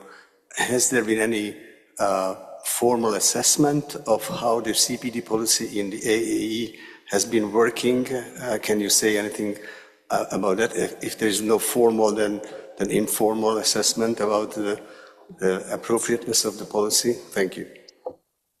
Thank you very much, Gabor. Perhaps switching heads to AAE responsibility, as mentioned, there it's part of the mutual recognition agreement, so the acceptance of membership status through countries. There was a very rigid process within the AAE, whether associations cover the requirements or not, even detailedly laid out what happens if an FMA does not fulfill, how to exempt them as smoothly as possible. From my understanding, formally as well as informally, no bigger challenges within the European associations. And if Council approves, we will of course try to align as best as possible, as we also have done in the basic education assessments, where there's also a very similar hand-in-hand approach between European umbrella organization AAE and the IAA on a global level. Thank you. Just double checking. Abe, you had your hand up again. I'm not sure if that's a legacy or a new question. New question, please, very quickly. Go ahead. I'm okay with passing this now. Just eventually it might need some polishing, right? Because first of all, we do not, although we use the word members with actuarial credentials, we do not define who and what they are. As the IAA. And again, every FMA has different ways of referring to their members. Also, as it was mentioned, as the same as in Croatia, in many other places where actuaries, you can be called an actuary because you studied at the university, you're not member of the actuarial association, but you're still an actuary. Now, the association could have members that do not comply with the CPD for whatever reason, but who would still be considered members, and they are actuaries because their professional title says so, and then just report to the IAA that, okay, we have this number of members that do comply with CPD, and those are what we will call members with an actuarial credential. So there might be things that are not necessarily what is intended. So I'm fine with this first first wording of the policy.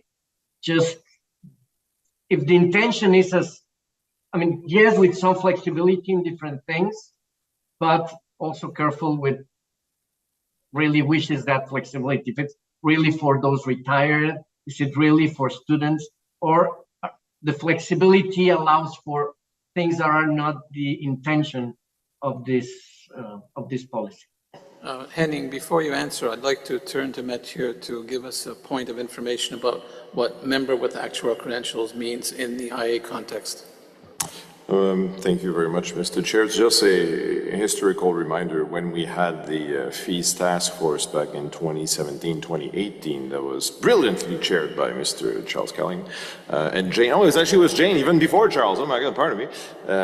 We did try to come up with a very clear and easy definition of what members would be in terms of the IAA, and we realized that that was impossible after a lot of work. Thus, we decided to create a full list of members with actual credentials recognized by each FMA. That list is still on the website. We update it every single year. It was created formally in 2020. So if you do want to know who the lists are of members recognized with an actual credential, that information is publicly available on our website, and it comes from our members and was approved indeed by Council. So we do have that list, but there is no written definition because the attempt to do that was unsuccessful. And based on the evolution of the profession since then, I doubt that we would be able to come up with a one sentence that would fit all the different options and all those different lines across the world. Now, this being said, of course, and then maybe Henning is going to talk about this, but when you go back to the principle of this policy, and if you take as well into consideration some of the great presentations that were done yesterday during the town hall, the profession is constantly evolving, constantly changing. And most of your associations, the CPD that you are doing now or planning for the future is likely very different than some when you were doing 10 years ago. And the one that you will be planning in 5 years from now is likely as well different than what you're doing right now today. Thus, the importance, and why I'm very happy to see that there's a lot of flexibility in the current policy to be able to help associations help develop their own members. The goal of this is really to elevate the entire profession by helping everybody. And that's what we do. And I think, Henning, in your presentation, especially the pre-council webinar that you did, was very, very well presented. And congratulations on that, and thank you. We have another hand up from Gabor.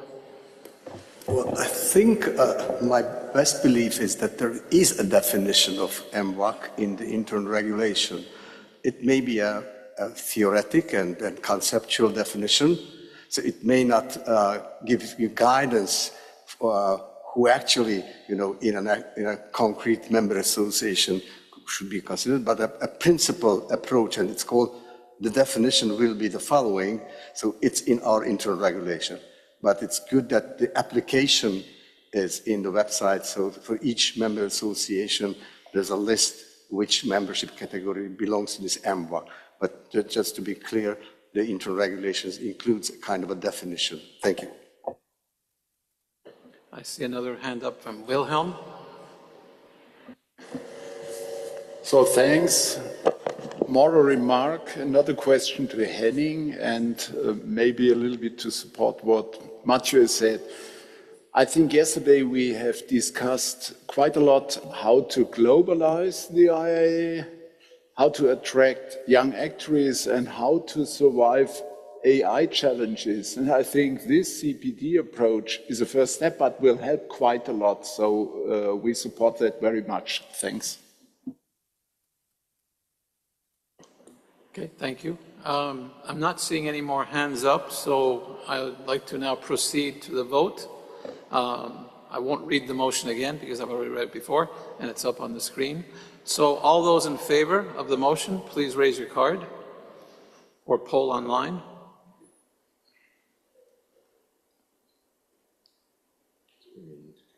Okay. All those opposed?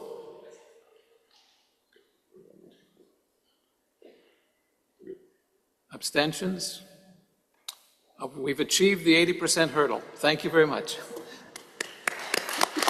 Thank you very much. And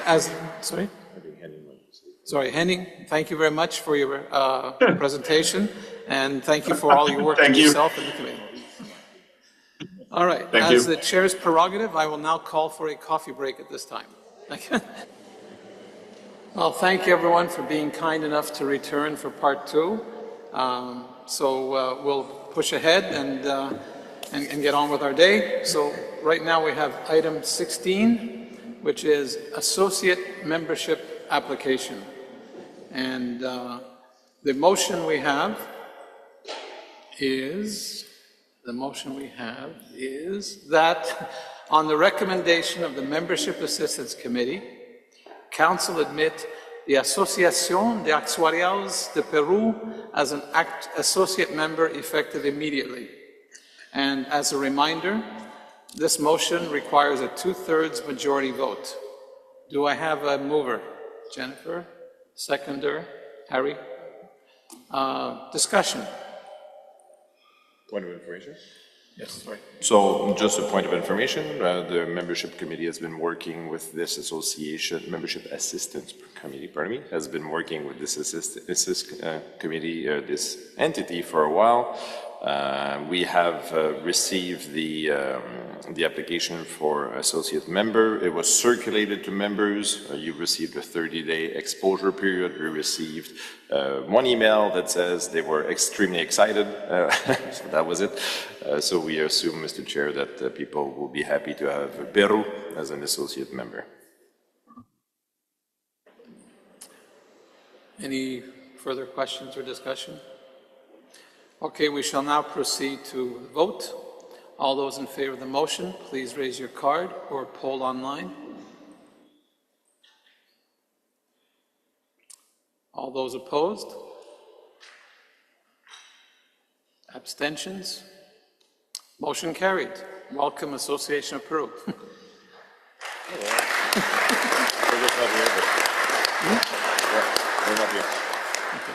In absentia.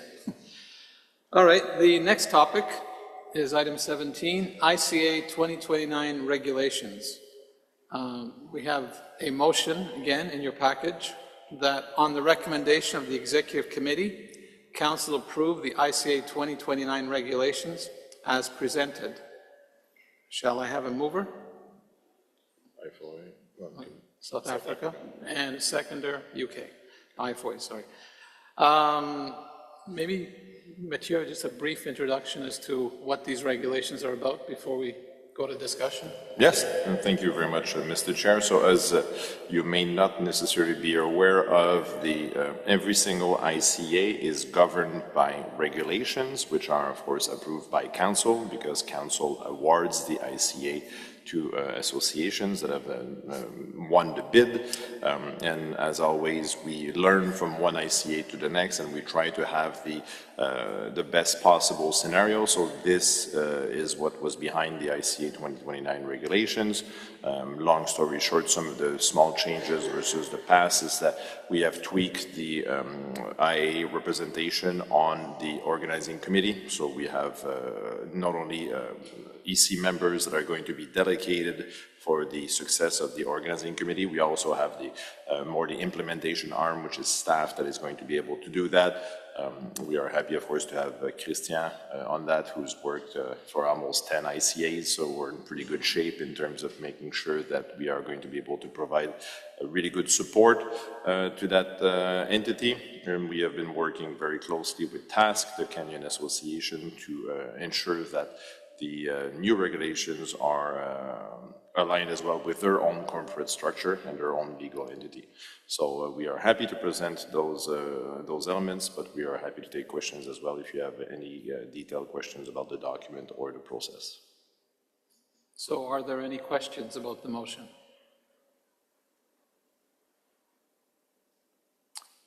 Hearing none, we shall now proceed to the vote. A simple majority is required for this to pass. So all those in favor of the motion, please raise your card. All those opposed? Abstentions? Motion carried. We'll now move on to the next item, which is expression of interest for ICA 2032. I'll turn this over to Mathieu to discuss and explain. Thank you again, Mr. Chair. So, of course, as you know, we have the ICAs on rotation of every 3 years, which is how they started, by the way, if you're thinking. We were on rotation of every 4 years for a while, but initially it was every 3 years, and now we went back 3 years ago to the 3-year rotation. Based on that 3-year rotation, of course, we are heading to Tokyo, then we are heading to Kenya, and we are now opening the expressions of interest for ICA 2032.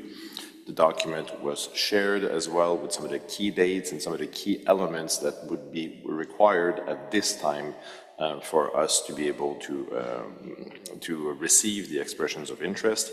I wish to thank some of the associations that have already stepped forward to ask questions about some of the elements that they want to or potentially include or not in the bid. As you may know, and you can see them on the screen now, the letter that we are expecting is going to be no later than October 1st, 2026. Then the proposals, which all the details, and between the two, of course, there's always a lot of questions and a lot of things that we can help with the potential bidders, but the aim is to have the final proposal in by the 15th of January 2027. Then EC is going to work on the review proposal, establish a short list in February, March, and then the goal is to have presentations in front of the EC at our meeting in Rome that we are going to have in May 2027, and the final recommendations before the end of next year. So it is, of course, a long process. Some people tell me, well, Mathieu, it's 5 years out. Well, you know, 5 years goes very, very quick in terms of preparing an ICA. At one point, we used to put we used to call for express of intention up to 8 or 9 years in advance. We've decided to tweak it down a little bit simply because 8 or 9 years sometimes was an over ask for a volunteer requirement. Or people were not necessarily there for 8 or 9 years within an association.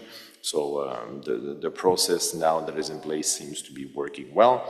And like I said, we've already received a few intentions. For those of you who are wondering, most ICAs, we usually receive a handful of expressions of interest.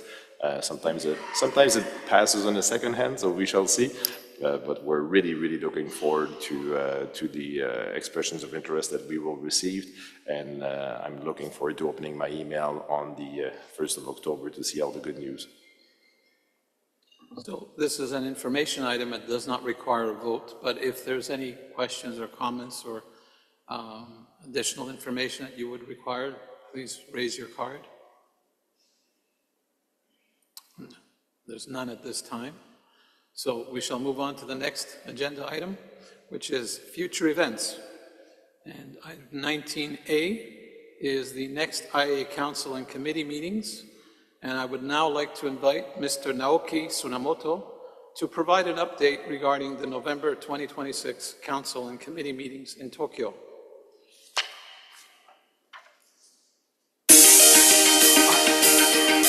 Wait. I mistook. Hello, everyone.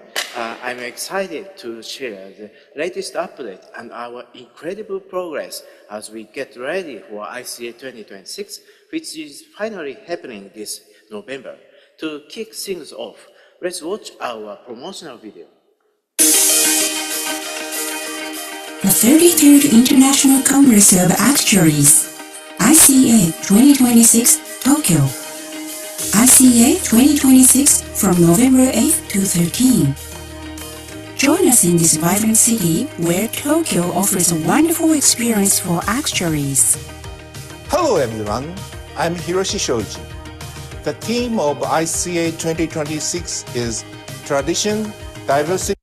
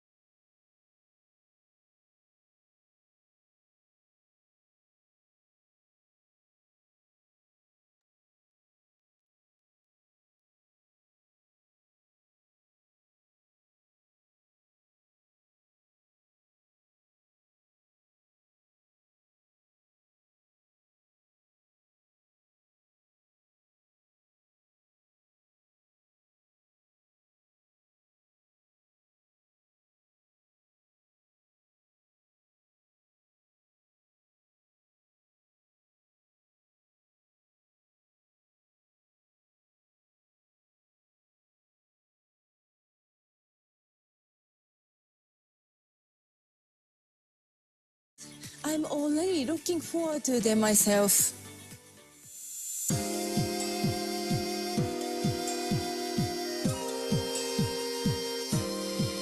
The Tokyo International Forum, our conference venue, has hosted numerous international events and provides an ideal setting for actuaries from around the world to engage in in-depth discussions. I'm also looking forward to the girl dinner at Hapoen, where I have the opportunity to network with actuaries from across the globe.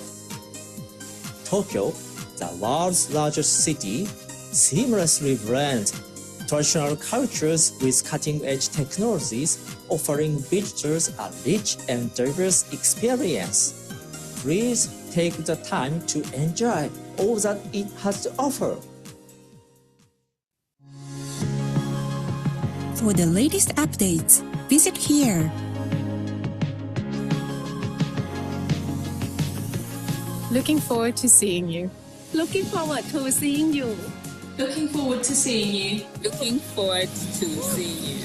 Looking forward to seeing you. Looking forward to seeing you. Looking forward to seeing you at ICA 2026 Tokyo.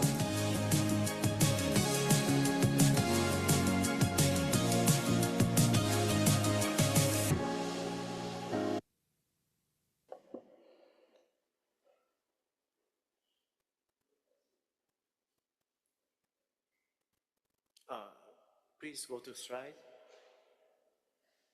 Oh, thank you. Thank you very much for watching. Now, let's dive into what makes ICA 2026 Tokyo so special. The 20th ICA in 1976 was Japan's first time hosting the event, so it is notable that ICA 2026 commemorates its 15th anniversary. ICA 2026 will be held from November 8 to 13 at Tokyo International Forum, located in the heart of Tokyo, one of the world's largest cities. I believe you will be able to truly experience our Congress theme, tradition, diversity, and innovation at this venue. For your reference, the IAA Council and committee meetings in Tokyo will be held at the Hilton Tokyo Odaiba Hotel.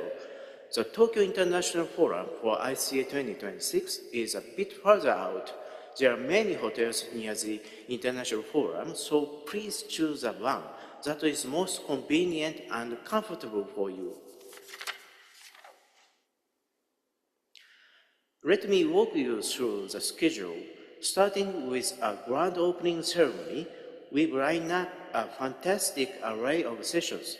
Get ready for lively discussions and unforgettable experiences for every participant. Of course, among these engaging discussions, we will also offer a variety of events, including the welcome reception and the gala dinner. We are absolutely honored to welcome two incredible keynote speakers, Ms. Dorothy Andrews, a trailblazing data scientist and actuary for NAIC, and Mr. Soichi Noguchi, a renowned Japanese astronaut. Their inspiring speeches are sure to captivate us all. Our plenary sessions will tackle some of the world's hottest topics, from AI and data science to climate change, natural disaster, and the big questions around demographic and aging.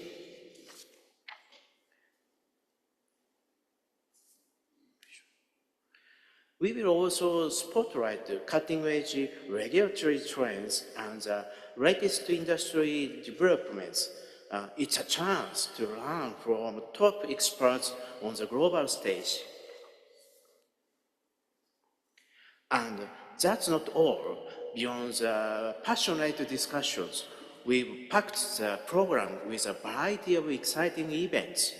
At the welcome reception, you can feel Japanese culture and tradition.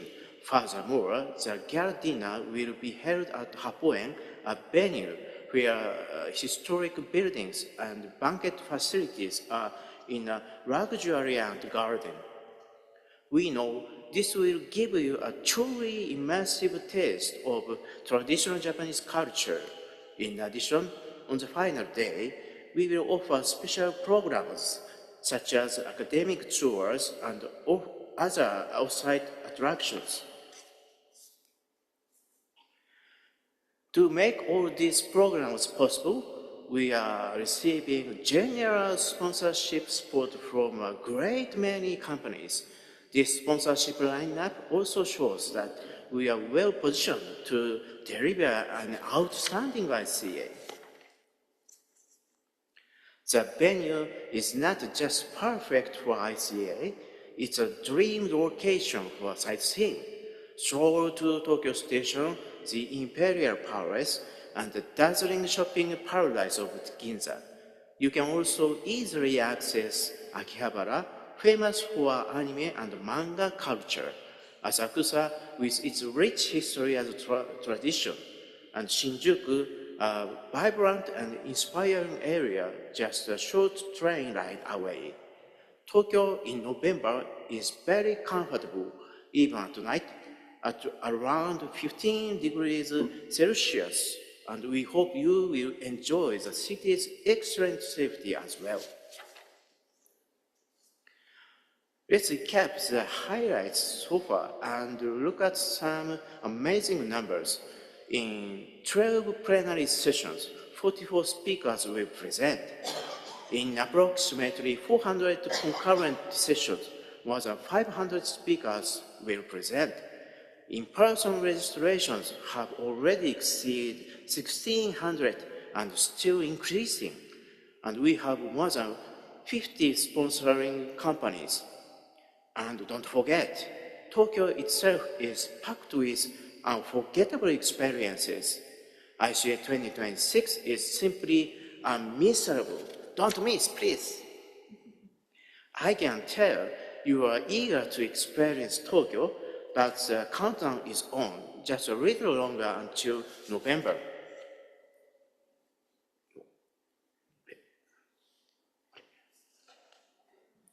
Doesn't work, sorry. Okay. We share the latest ICA 2026 updates through our newsletter and social media, so please stay tuned and get ready. You can subscribe to the mailing list via our official website and follow our social media on X, Facebook, and LinkedIn. Please encourage members of your actual associations and communities to subscribe and follow us through the official website and social media channels. Finally, I'd like to share the most important point today, the early bird deadline. Your last chance to receive a discounted registration fee is July 15. Please also help spread the early bird deadline within your actual associations and communities. Tokyo is one of the largest cities in the world, so we can welcome as many of you as possible. We cannot wait to welcome you to Tokyo, a city bursting with tradition, diversity, and innovation. See you there.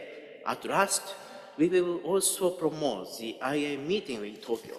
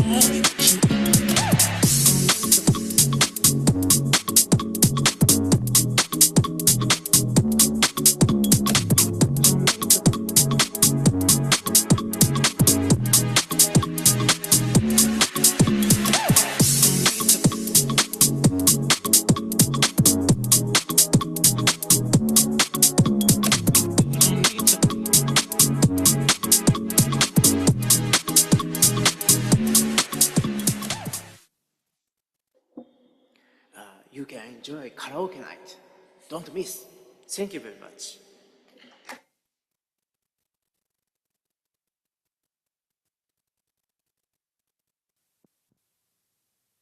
That was very exciting. Oops. That was very exciting presentation. Mathieu, would you like to add anything further about our council meeting? How could I not? Tokyo is so exciting, can't wait to go there. And by the way, I don't think there's any proof or not proof that I was part of that karaoke a few years ago. I was told all those pictures stay in Tokyo, so we gotta be careful what you do. Please do not hesitate to scan the QR code because it will take you directly to our website where we have the Tokyo page is already up. On that website, of course, you have, and if we show it on the screen, but if not, you can check it with your QR code. We have all the information about the hotel that you see there. There is the link already available for the information for the room block that we have with a special rate that we have, plus the program at a glance with all the anticipated meetings, slots, so that will be able to help you plan your travel accordingly. That information is all there, so you will be able to see it. And don't forget, of course, our meetings are from the November 4th to the 8th, and then we have one day between the two, which is the Sunday, where we will have the AI symposium, and we are going to have the diversity seminar, and we're going to have a lot of really good things on that Sunday as well. Oh, thank you, Mary. So that's a program at a glance, which is on the website. And of course, the travel and accommodation page that I referred to, that page where you see the information for the travel, the visas, and so on. And the accommodation, right, the hotel booking link is there, as you see. So please do not hesitate to make your booking arrangements as soon as possible, because this is going to be a very hot venue. Between the two, as you may anticipate, the International Forum is fully accessible, of course, via trains and subways. It's about 20 minutes between the two. I, for myself, do not plan to move hotels between the two. Once I unpack, I'm very happy to stay at the same venue, but it is not on-site, so do plan that. If you plan to participate in our committee and ICA, there are two separate venues, 20 minutes of train ride between the two. So do take that into consideration. And that's it, Mr. Chair. Any questions, of course, my staff is always there to be able to help answer your questions. Thank you, everyone. Turning to 2027, next slide, we have, let's switch the screen. Joko. So I believe, George, you're going to speak to this? Yes, thank you so much, Chair. So, as we know, one of our newest full member associations, l'Institut Luxembourgeois des Actuaires, is hosting the third joint colloquium of the sections of the IAA in 2027. You are more than welcome to join us in Luxembourg from May 19th to May 21st, which is immediately after the large meeting we will have in Rome. The theme of the event is Actuarial Intelligence, where ethics meet expertise. And the call for papers is already out, with the submission deadline for November 6th, 2026. Actuaries, data scientists, and academics are invited to present rigorous research, case studies, viewpoints that share the future of sections in an AI-driven world. Best paper awards are going to be presented to authors of papers that exhibit very high scientific merit and originality.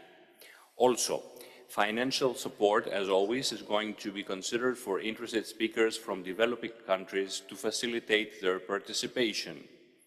I'd like to politely ask all the FMAs to circulate the call for papers, now that there's a lot of time ahead, to their members to help us increase visibility and participation in the colloquium. Thank you very much. Are there any questions about the joint colloquium, Joko, next year? Okay, we shall now move ahead to our last but not least topic, which is ICA 2029, more into the future. Who's speaking to this one? I think Lorraine is trying to come on. That doesn't. Uh, Oh, it's George. Thank you. Is it you, Yeah, George? thank you, Chair. Yeah, George on the Hey, line. George. Good. How are you? Lovely. Please take it away, George. Thank you, Chair. Gives me a singular honor to provide an update on ICA 2029 as Nairobi prepares to bring Africa to the center stage once again. So if you could just go through to the next slide, please. So the theme is centered on 3I, as we call it, insight, impact, and inclusivity. And for insights, we want to use actuarial thinking and analytics to really decode emerging risks and opportunities, looking at what is happening just around the globe and the ability for actuaries to apply themselves and use their skill set in diverse areas. Now, this goes beyond to actuaries just being known for cracking numbers to really creating impact to real world problems, looking at matters of resilience, policy, and factors that are affecting our society at large. And inclusivity basically then talks about expanding our professional outreach to give emerging markets a global voice. And we do think that Nairobi is best placed to be the host to actually bring this on board. So next slide, please.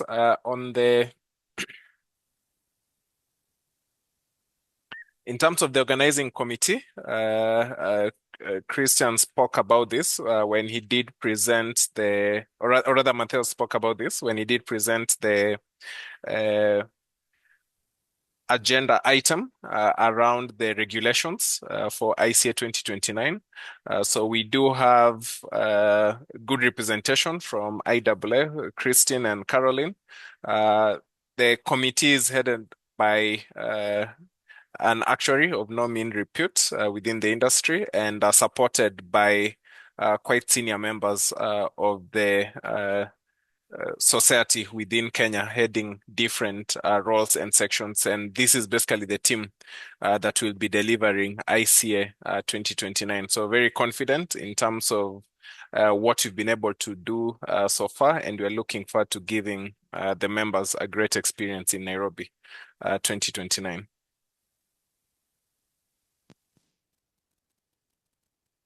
In terms of just an update on the venue, meetings, and what delegates can expect to experience. And I think after this slide, time permitting, we can just play the video on Magical Kenya just to give you a sense of what you can expect to get.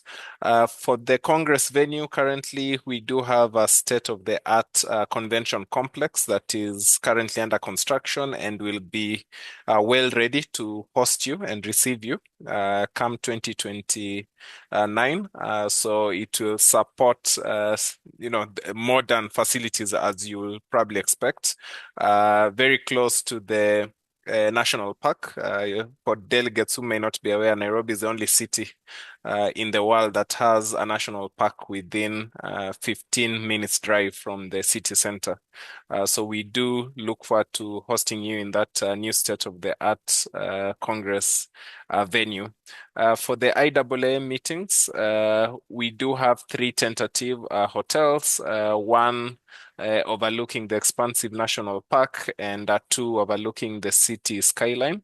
Again, this will be available for the IAA meetings that comes with the conference, and we'll be looking at closing those options in due course. In terms of the delegate experience, we do have a variety of options available for delegates and guests coming to Nairobi. So whether you're looking at the wildlife experience, whether you want to travel down to the coast, enjoy sunny beaches, whether you want a cultural experience and heritage, or indulge yourself in what the city has to offer, Nairobi is the city and the best place for you to do that. So I'll kindly ask if we could have the Magical Kenya video up, if possible, just to give the delegates an experience on a view on what they're likely to experience. Thank you.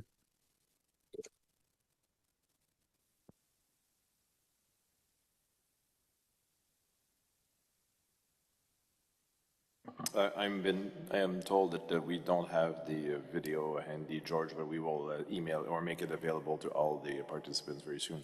But I can add, from having been there with George, that one of those meeting rooms, you actually get out of the meeting room from the hotel and you look in the national park, and there was a group of impalas.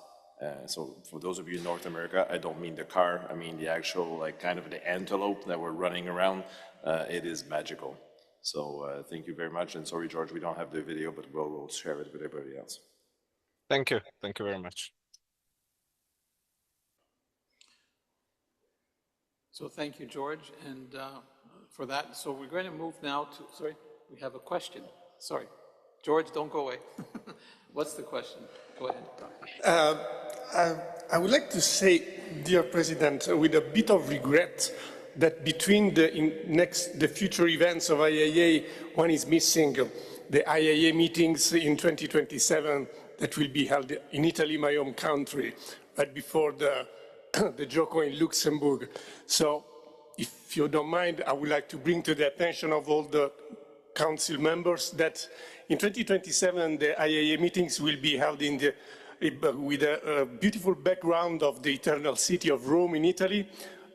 Still, we do not have prepared any video, but maybe soon it will be ready. And so you are all invited to come to Italy and enjoy your time and your meeting in the city of Rome. Thank you. Oh, do you want to remind us the dates of the ICA meeting, sorry, the council meeting in Rome next year? Do you have the dates? Yes, in Rome, in the Sheraton Hotel, Sheraton Golf Hotel Resort. And the days. So May 12 to 16. Oh, I don't know exactly the days. From May 12 to 16. Okay. May 12 to 16. It's on the website. Okay, thank you very much. Okay, thank you, George. We'll move on to the next topic. Other business. Do we have any item that people would like to raise now for other business? Hearing none, we will now go to adjournment. So I'd like to thank you all for, sorry? Again, we want to thank the local association, Slovenian Actuarial Association, for hosting us and for all the entertainment that we went through. And